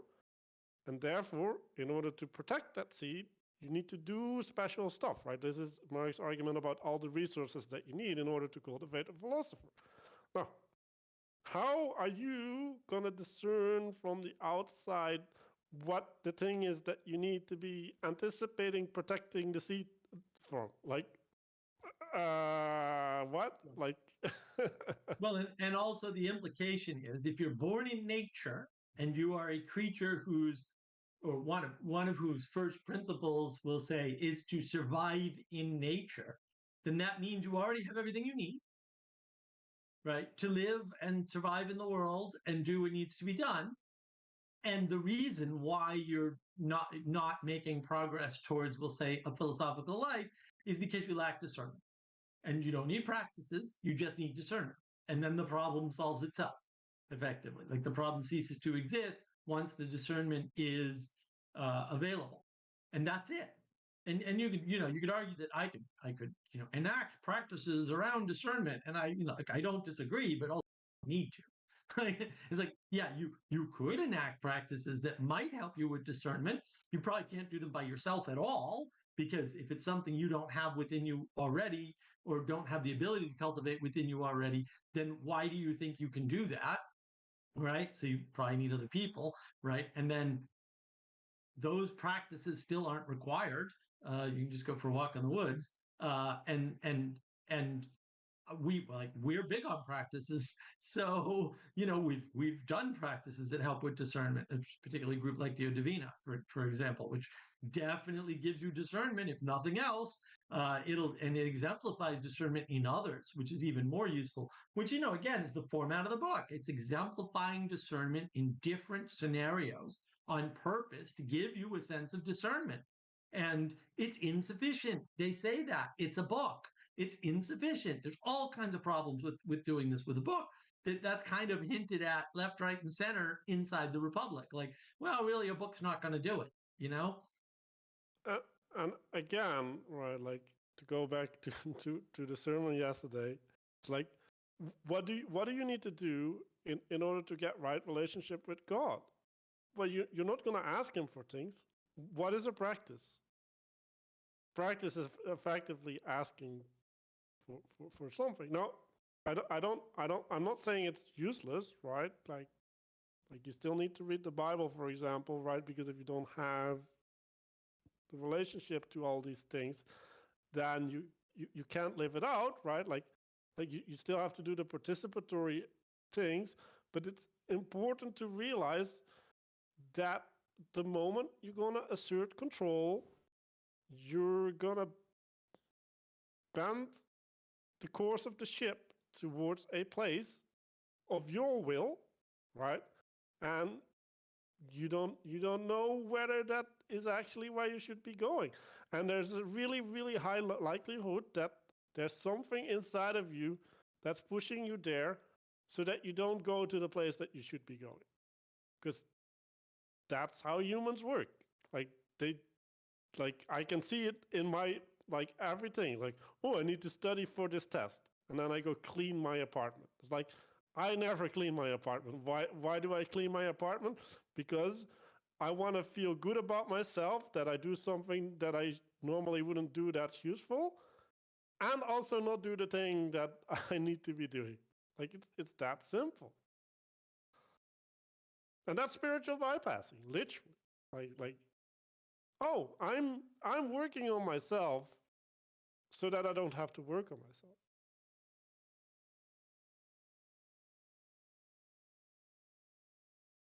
And I've been having this conversation with tons of Christians, because I don't think they do a good job of dealing with this. Like, they're just like, oh, I'll go through the motions, and then I get out, and then like I enact what it's like to be a good Christian. And it's like, yeah, but like, is your heart there with you?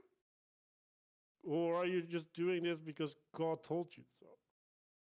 Well, and their practices aren't having that result. So practice is good, right? No, but it's also not a solution, right? Because a lot of people go through practices and they get worse.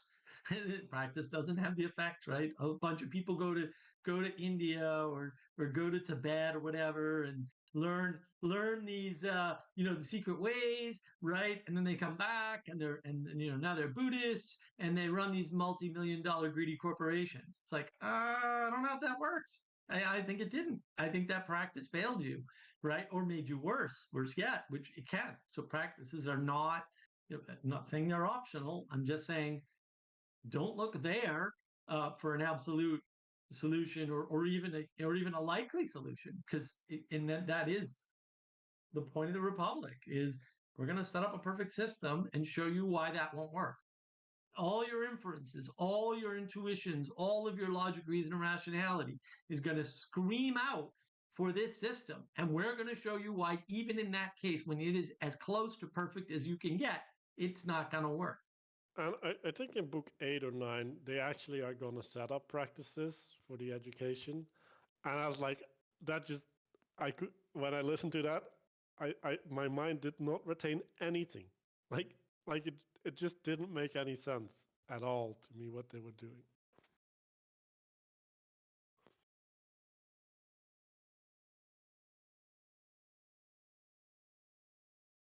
And it's hard too, right? Because a lot of things, especially around us right in this moment, in these recent times, are proceduralized.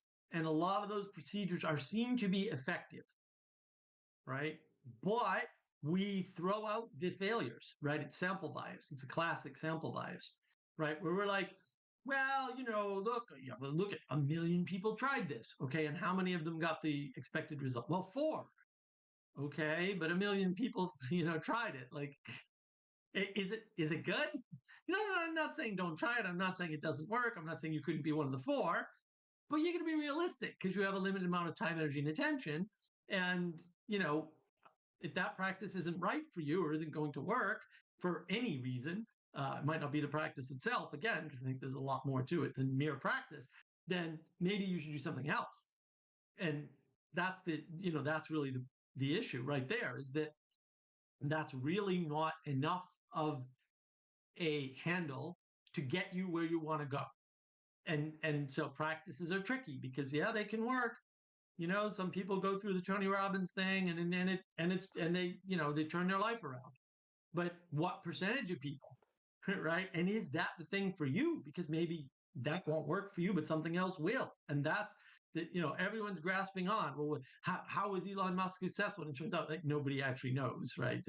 They sample one thing and they go, well, he's really smart, or what? No, that's nothing to do with it. There's lots of people smarter than Elon Musk that don't have anywhere near his money or the businesses, right, who have failed at business time. I've met people like this, failed at 12 businesses, never even got them off the ground, got funding and wasted the funding.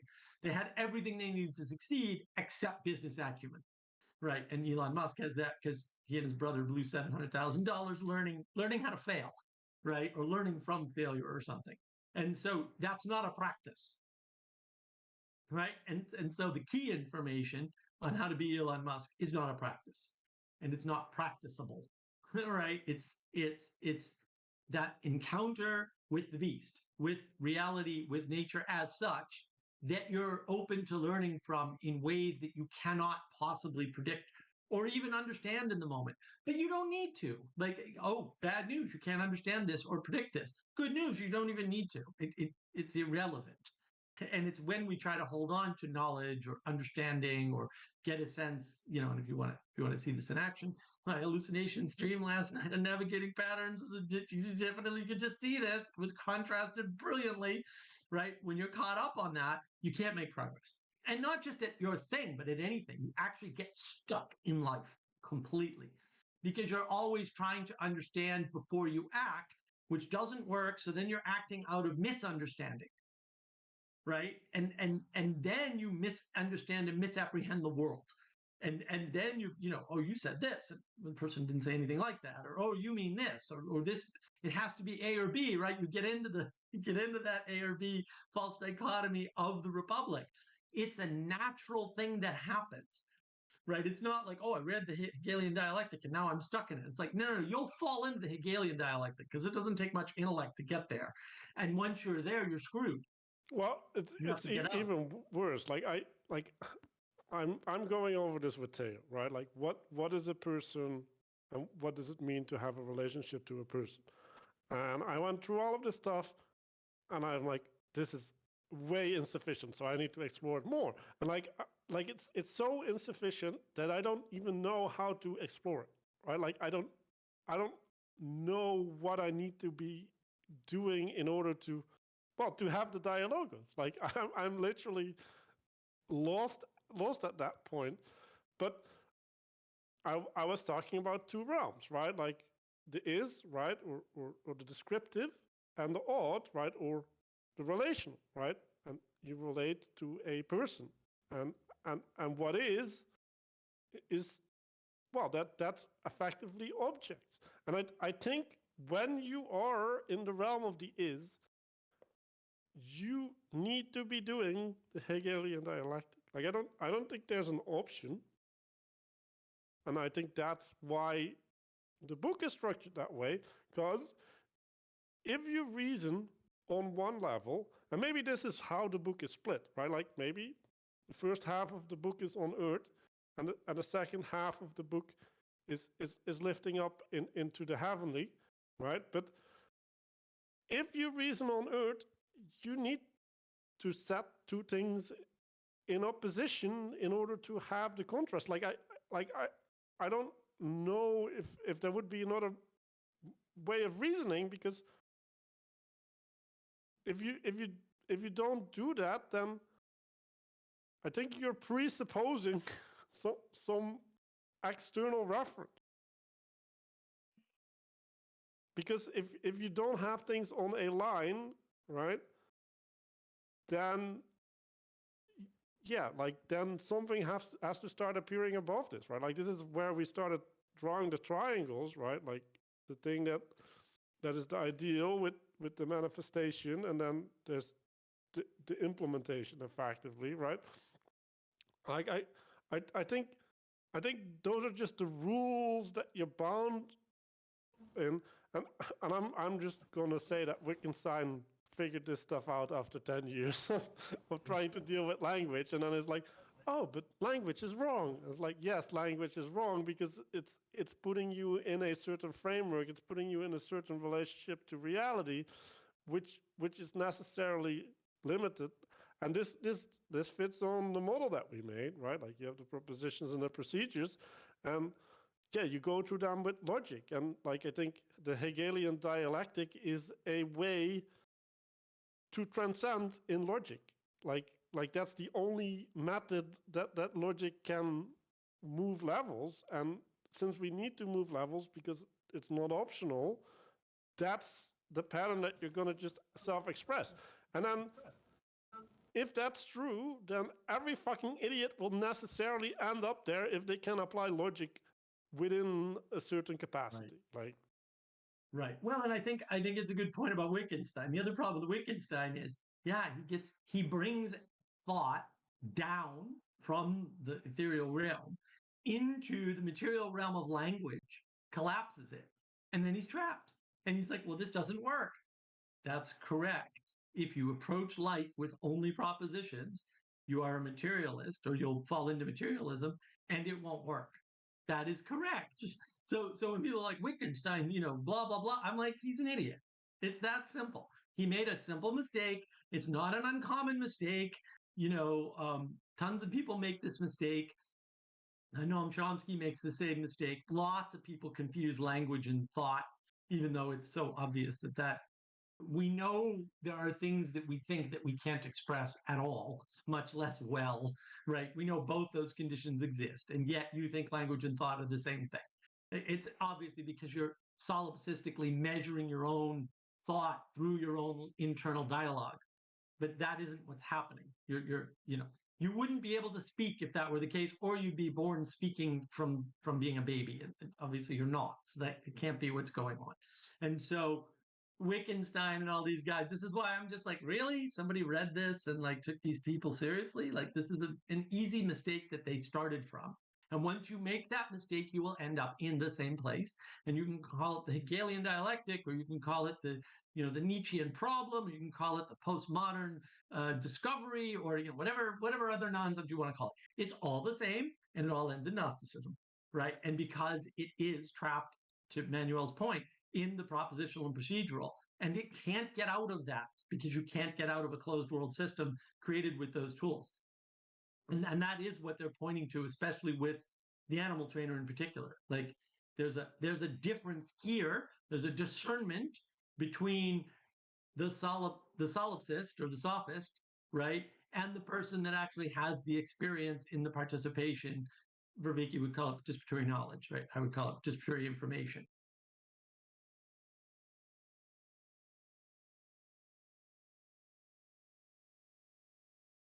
Right. Well said. Well said. Thank you. And I think this is where it gets interesting about the way that they describe knowledge, right? Because and Mike didn't like that, but knowledge is the ability to conform or grip being, right? And I really like that definition of knowledge, right? Because it removes it from a static aspect to a skill, right? And now you can also see that the being which is in expression, right, which is a pattern. You can maybe look at it as a heart, right, where it is constrained in its function, right, but it's also not static, and then how that would result into a form, right, the form of the heart that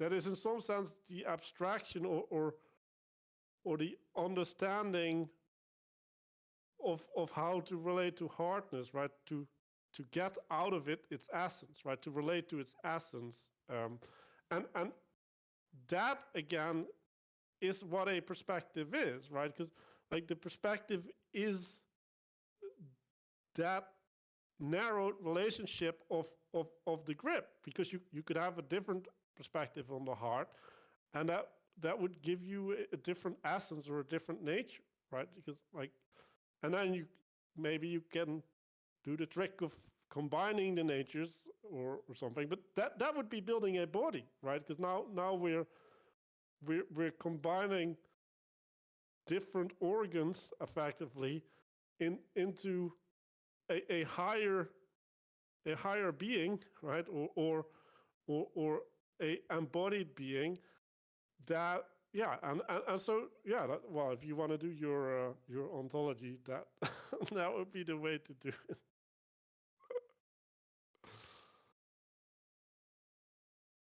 But at that point, like what use is an ontology? Because like you're still gonna have to develop that relationship in order for it to be of any use. And then if you have it, so what? So now you have a person, a personhood that comes from the wholeness of the body interacting, that you can't reduce, right? So I cannot communicate that personhood to you because you cannot hold it. Like there's no way, there's no affordance that you have that can hold the thing that I have the affordance for. So it's like specifically unique to me, necessarily, unless you have the same understanding or knowledge as I do.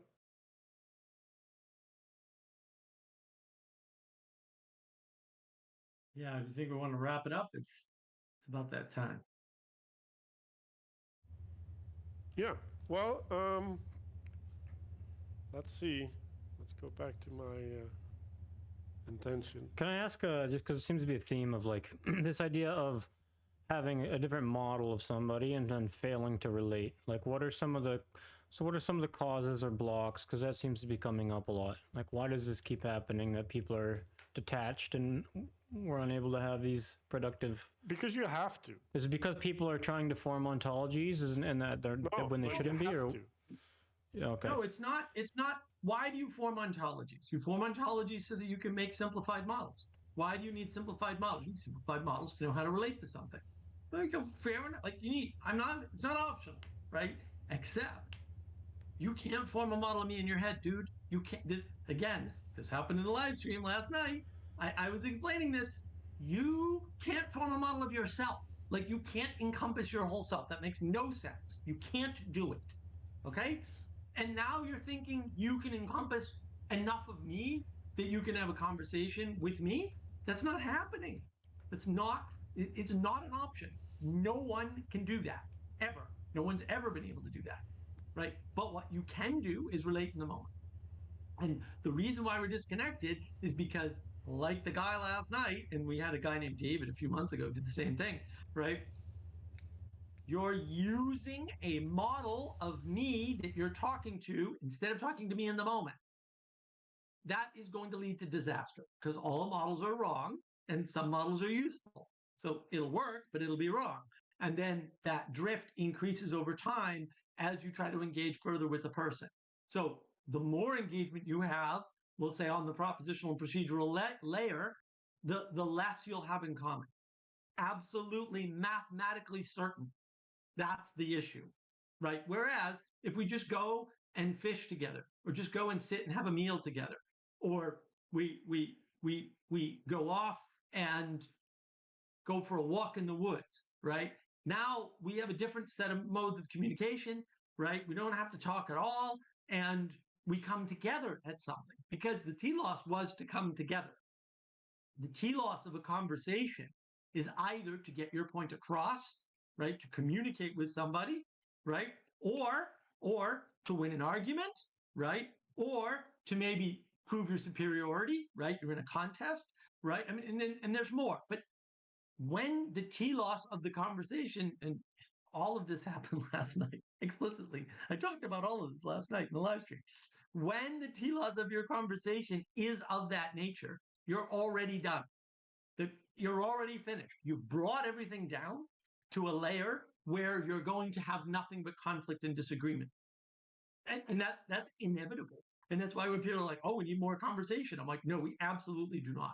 What we need is more true, good, and beautiful, or aiming towards the true, the good, and the beautiful. Because if a conversation emerges as the result of aiming at the true, the good, and the beautiful, then we can move into something bigger than or outside of conversation itself. So, and if we don't point past conversation, just like in karate, you don't punch someone's face, you punch the back of their head, right? Because then you can do damage, right? It's the same thing. If you point at conversation, you'll come into Zeno's paradox, ironically enough, and you'll get close to the face, but it won't have the impact that it would if you aimed past, or in this case, up. Sorry, Manuel, go ahead. Yeah, so to talk about causes, right? So in order to participate in conversation, you need to have skills, right? So if you don't have skills, you need to have things that substitute for your lack of skills, right? Like this is necessary when growing up, right? Like, oh, you don't know what to do, you run to your mama, right? And at a certain point, you don't want to run to your mama, so you're gonna have to find a strategy, right? Not a participation, a strategy, so that, right? And that strategy can be anything, right? But the strategy is not correct participation. So you need, but the strategy generates stereotypes, right? Like, oh, this happens, and now we can have a response, right? So now we're in. Well, we have social. What's the word? I always forget. Anyway, we have these social norms, right? That we participate in, and because we participate in these norms, we get a certain level of intelligibility, right? And security, right? Because it's all around anxiety, this stuff, right? Because you're talking to a person, and the complexity of this person is so vast, right? Especially if you're a child, you have no predictability at all over these people, right? So you need to reduce the complexity in order to be able to participate correctly. Now, that gives you the contrast too, which is important. That's what the procedure or the strategy gives you, is the contrast to develop the relationship. right, and so the person that you're talking to ideally should invite you in, right, and like initiate you or educate you into conversational capacity. But like if you never develop that, right? Like maybe not Right. even through a fault of your environment, but I'm going to bet that it's through a fault of your environment nowadays, right? But like you might have an anxiety that would just like lock you out whenever that intimacy is Or- initiated, because Or you just lose the skill, or you lose the skill of talking to somebody else. So one of the skills of conversation is the ability to self-reflect. And when somebody says something like, the thing you just said that I said is false, it is a skill for you to realize whether or not they're correct and to what degree, right? And if you can't do that, if you do not have the skill of self-reflection, where you're merely projecting your model of me onto the conversation, then you're not having a conversation with me, but also you're having a conversation with something inside your head, right? And that conversation is going to degrade because it's inside of you. So you're having a conversation with a lesser version of yourself. You're not having a conversation with me at all. And that will draw you down and down and down and down and down. That's why conversation is a net negative when it's the aim. More conversation is bad for that reason, because some of the skills you need are self-reflection. And again, if you want to see somebody not being self-reflective, last night's live stream will show you somebody who is clearly missing the clearest possible point by 3 different individuals saying something very clear that he just isn't getting. Right? And that's a skill. And he may have had that skill at one time, but like all other skills, and what happened recently, right? You lose those skills, and they get dull or something. And that was clearly the case here in the conversation last night. So it was like, wow. And that's the issue, is that this is not a solution to a problem. yeah, and so if you like progress the arc that I was standing on, you get to what they were talking about in this idea of the dog, right? Like, because now you put your moral system based upon the response of the person in front of you, right? Like that's the ultimate good implementation. It's not like, because there's worse implementations. That would be the good implementation. But now you're ungrounded in your relationship. And again, right, if we go back to this idea of the ship, right? If you're like that, and you come up against a philosopher, or you come up against Manuel and Mark, right? And you start talking to them, and they start saying things, and then you don't have the tools to account for what we're saying, because we're not operating in the framework that you're imposing upon us, even though you have the perfect model of that framework. You're gonna get upset with Manuel and Mark, and that's what's happening, right? And yeah, like there's people who are more in more ways and lesser ways outside of the cave, right? And then there's personal deficiencies and all that stuff, right, which complicates stuff even more. But that is the pattern, and like this is why you need to be reborn, because like you need to be reborn in order to have that reorientation, right? And when you are reborn, you're a fucking baby, okay? Like you need to reorient your whole sense making as a consequence of realizing that there's this spiritual reality that supersedes your material framing that you've had up until that point.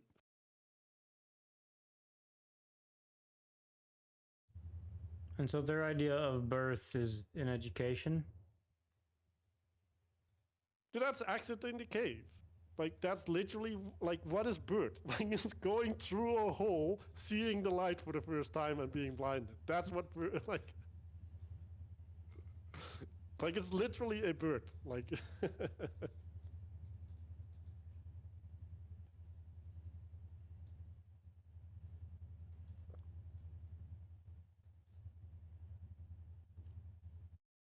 and now I need to read Genesis 2, I think, or 3. Yeah. Anyway, so yes, is that done? Are we sufficient on this? Good enough for today for me. Yep. There's more in the end of this in the end of the chapter for sure. But Yeah, we'll get there. we'll get there. Yeah, we're gonna have to The do divided a line whole is- thing on that. Yeah. The divided line is huge. I mean, it's I have to read. It's gonna take a little bit of studying on my part, anyways, to be able to talk about it.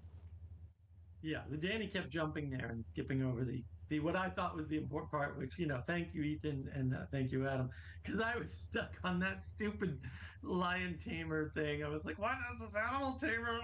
Doesn't make any sense. But now I get it. So that was great. Well, see, I missed that too. I didn't read the world into the beast. So as soon as you said that, then it clicked a bit more. That's why we're here. It's great. Distributed cognition for the win. Yeah. Yay! So yeah, I'll go through the intentions. Manuel wanted to get a taste of the framing of the book. I think we've worked on that quite a bit. Mark wanted to learn about the matters of justice. I'm sorry, Mark.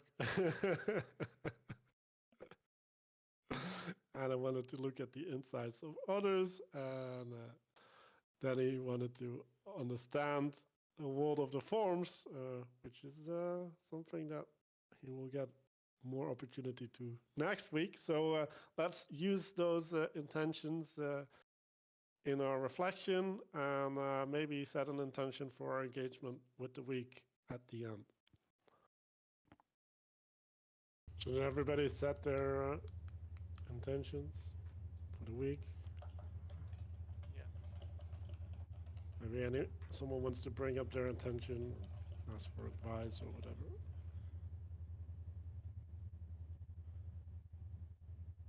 So I guess mine is oriented around the role of faith in discernment or perhaps intelligibility. So in the dotted line thing, they talk about like 4 layers, and I think faith is the 3rd layer, and it seems to be like an important bridge or glue between the 4 layers that they give.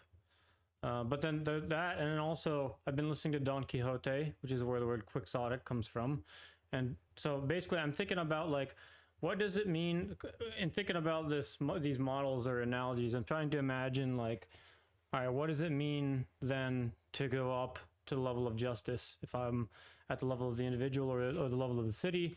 And then I'm trying to think about, well, a counter example would be Don Quixote, where it's kind of like a Monty Python-esque style thing. He's this character who's read too many chivalry novels, and so he's running around trying to find adventures, but he just gets himself into trouble trying to administer justice when justice doesn't need to be administered. And so what is it like? It's this kind of picture of somebody who's just focused on the wrong thing. He's claiming to be trying to go out and behave in the name of, but he's really an ideologue, right? So I'm just trying to think about like, I'm trying to extract from that example and from Plato, like what is that key thing in the mind's eye, that is necessary in order to jump across these realms that they're talking about. You're wincing. You don't like that? Well, Huh? One of them isn't in the whole point mind's is eye. don't do that. Huh? That's the whole point. The whole point of Don Quixote is don't do that. It's the whole point. It's the whole point of the Republic. Don't try to do that. You don't need to. It's the whole point. Like if you're in the mind's eye, you're no longer in the realm of sight. You're in the realm of ungrounded. forms. Right? You're completely ungrounded. They're like Don Quixote and that whole thing is breaking the 4th wall. right? And what breaking the fourth wall means is that you're taking the role of God in some sense. And it might not be, the role of God as creator, but it might be, the role of God in the instantiation of that particular thing. Breaking the fourth wall, that sounds like third wayism, kind of. Or have you third not at all. positionism? No. Third wayism is saying, third wayism is a denial of the dialectic. It's a denial of false framing, of the binary. It's a denial of the false dichotomy. That's all third wayism is. It's to say, no, the world is bigger than you think, and there's a middle path. Yeah, the breaking the fourth wall is participant observer. Right. It's playing God. Anytime you try to break the fourth wall, you're playing God. Instead of saying, no, there's a wall, I'm not going to break it. I'm going to honor the wall and find a better way that isn't near the wall, but isn't also as far away from the wall as I can get. That's all it is. So I think I went into this with Theo, right? But when you're doing the participant observer, what you're effectively doing is you're participating and then you're orienting. But, well, first of all, the way that Vervaeke uses it, it's orienting in a way that's anti-participation, right? So that's not good. But even it's like, what are you orienting for, right? Like, you're breaking your participation, so you're breaking your flow. For what purpose? Like, the only reason is because you're misaligned with your participation, and you need to correct it. Like, that's the purpose of breaking your participation and orienting. But then you need to be capable of doing that in the first place, right? Which is doubtful, because I don't think many people actually can fix that. Or maybe on a really high level, right? It's like, oh, I'm now looking at boobs and I need to go back to the task. Like, that level, they might be able to make a fix, but like, oh, I'm lifting the weight and like, I know that I'm using my muscles wrong, but that doesn't mean that you can use them right. Like that doesn't make any sense. Like, just the identification of a lack doesn't show you how to fill the lack.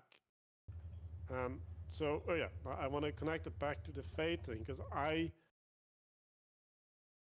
I don't know if fate is on the third level.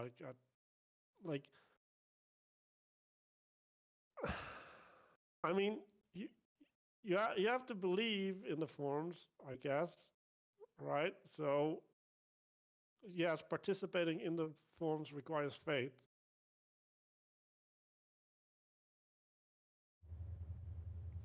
So I'll just read these quickly. I won't get bogged down here. This is from 493, I believe, unless my notes are wrong. I have two excerpts.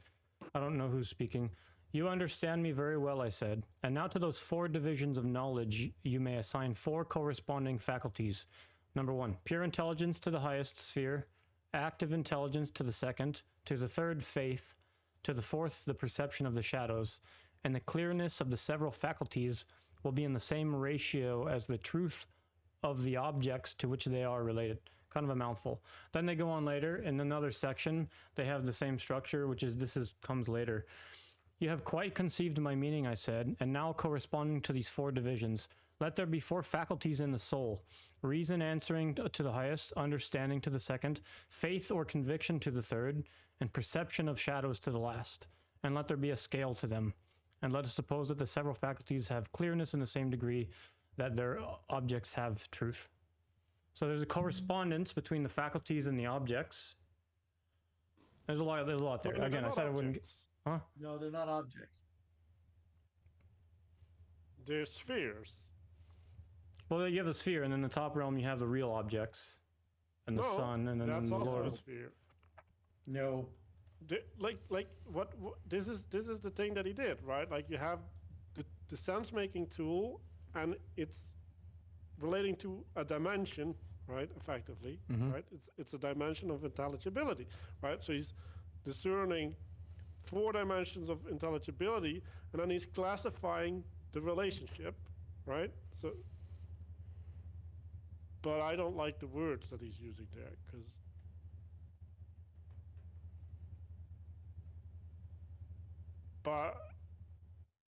yeah, so if you say Well, intellect, right, is that which allows for discernment, right? And what was the second one? Well, there was understanding, right? So that understanding is related to an interrelational framework, right? So it's how are your discernments coming together, right? That would be the understanding in that framework. And then you switch to materiality, and then you have the things in and of themselves, and then you have the image of the things, right? Like how they get presented. I don't know why you would need faith to relate to the things in and of themselves. I don't like. Well, because they go from certain types of knowledge that are, again, material into other types of knowledge that are more into belief, right? So they No, they don't. No, it's not a sequence. It's not a procedure. It's not. That's kind of the point. It's not serial. It's not a sequence or a procedure, but it's just an image that they're painting. Procedure, so they don't go from this to that. That's not what they're doing. Well, they're just painting a sphere, and they're saying here's 4 parts to it. That's what they're doing. So they're not saying that it evolves. It's not a sphere. They're painting 4 spheres. It's 4 spheres. You can always draw a circle around 4 things and say that they're one because they're all sense-making things, right? But that's not helpful. That never ends. And he's ranking them in terms of quality, right? So he's saying the highest thing has the most quality, then there's less quality, and then there's basically quantity, and then there's the quantified. Right. Right, which makes material the lowest, or physicality the lowest. Which also makes a group of 4 things, which would require 4 types of what? Knowing or information, yeah. And that, yeah, that's why it maps onto our knowledge engine model rather nicely. Because he's describing 4 ways of informing the world, not 1. And they're not sequenced, and they're not a procedure.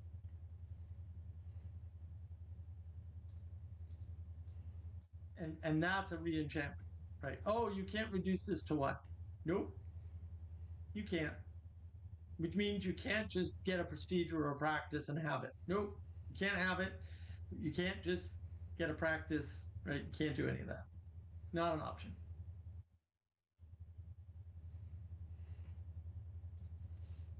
So anyway, I need to spend more time with that, but I'm not sure about that 3rd part still to that description. I need to kind of sit with that more.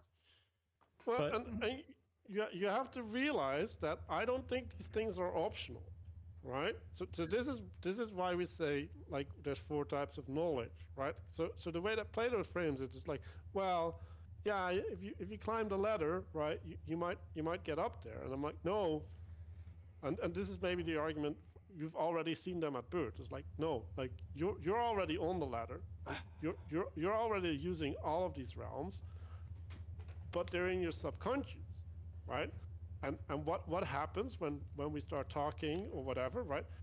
We gain the capacity to get understanding of what we're participating in, right? And so what's the easiest level of understanding of what we're participating in? Well, language, right? Like it's really easy to hear yourself say something and like, oh, did I just say that, right? And then you have these higher levels of self-reflection, right? Where you're like, oh, when I'm participating, what is it that I'm participating with? Because it's not the object, because I can have the same participation with another object. So there's a universality in my participation that I can abstract or dissociate from the object, and if I can get a self-awareness of that, and you can use that to climb higher, right? And then you start talking about, well, how is all of this stuff organized? Well, now we get into the virtues and the good, right, which are like ways of which these things are interrelating, which also are things that you're participating in. And in order to get a knowledge of that, which would be like the integratedness of everything, that requires a whole different type of sense making, which is probably wisdom.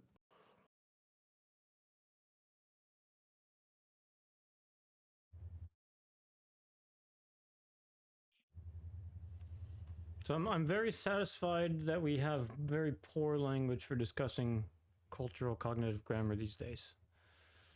And we need better language. I mean, that's I'm happy with that. I'm sure we can get into these. Navigating patterns. I know. It's just I don't think that's a nowadays problem. I think that's always been true. Because it doesn't matter, like the language is only reflecting of what you already know, right? And knowing in the sense of you can grasp the being, right? So if you're not able to grasp the being, you the grammar is of no use because like it's not latching on to something that's real to you. And it's even dangerous. Like that's what forbidden knowledge is in some sense. It's like, oh, if I get a tool that can grasp onto something and I cannot map it onto the thing that it grabs onto, now I'm going to misuse it necessarily. Yeah, and that's the problem of language is exemplified in my live stream last night so clearly, because you can see all of this right there. Where you're trying to give somebody a concept that he cannot accept, just can't grasp it. Agrees to all the terms, agrees to all the framing, agrees to all the axiomatic statements, and still can't grasp the concept. And it's clear as day.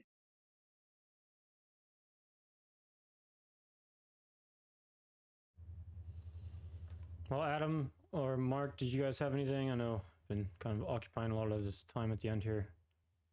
My intent is just to use this to ground myself better because it's 6 is way up there. So yeah, that's pretty much all I have to say about intent for this. Adam? To continue to provide historical grounding, and apart from that, my intent throughout the week has been on what it's been the past week. From the past week, find a wife. There we are. There we are. Manuel? Mine too. They're cheap.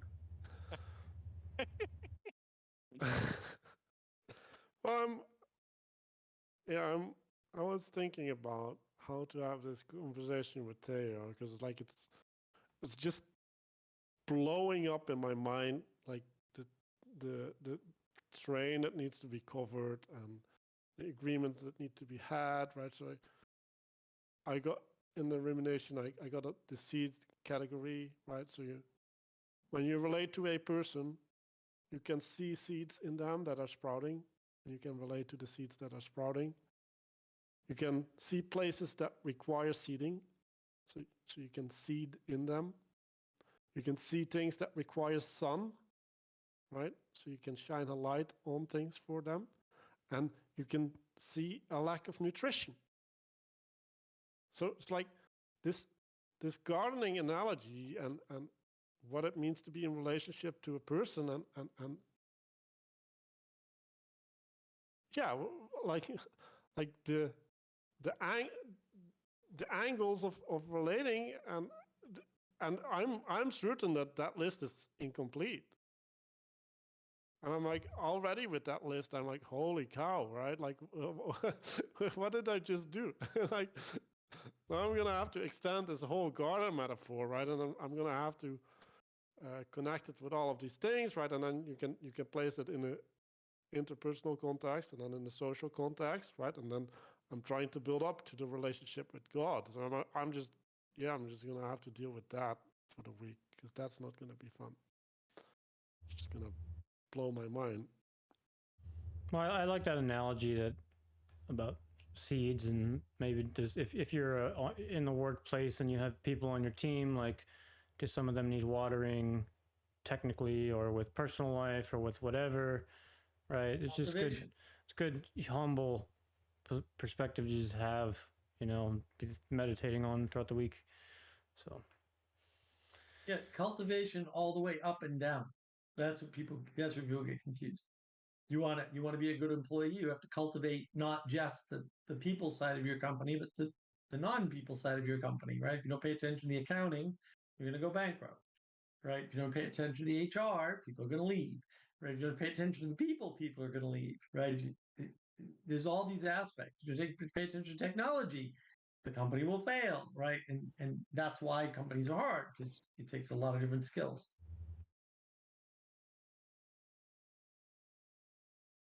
But it's cultivation is the key, not just the seeds. The seeds are part of it, but you want to plant them at the right time, right? You want to plant them with the right preparation, right? And then you want to keep up on the watering, etc.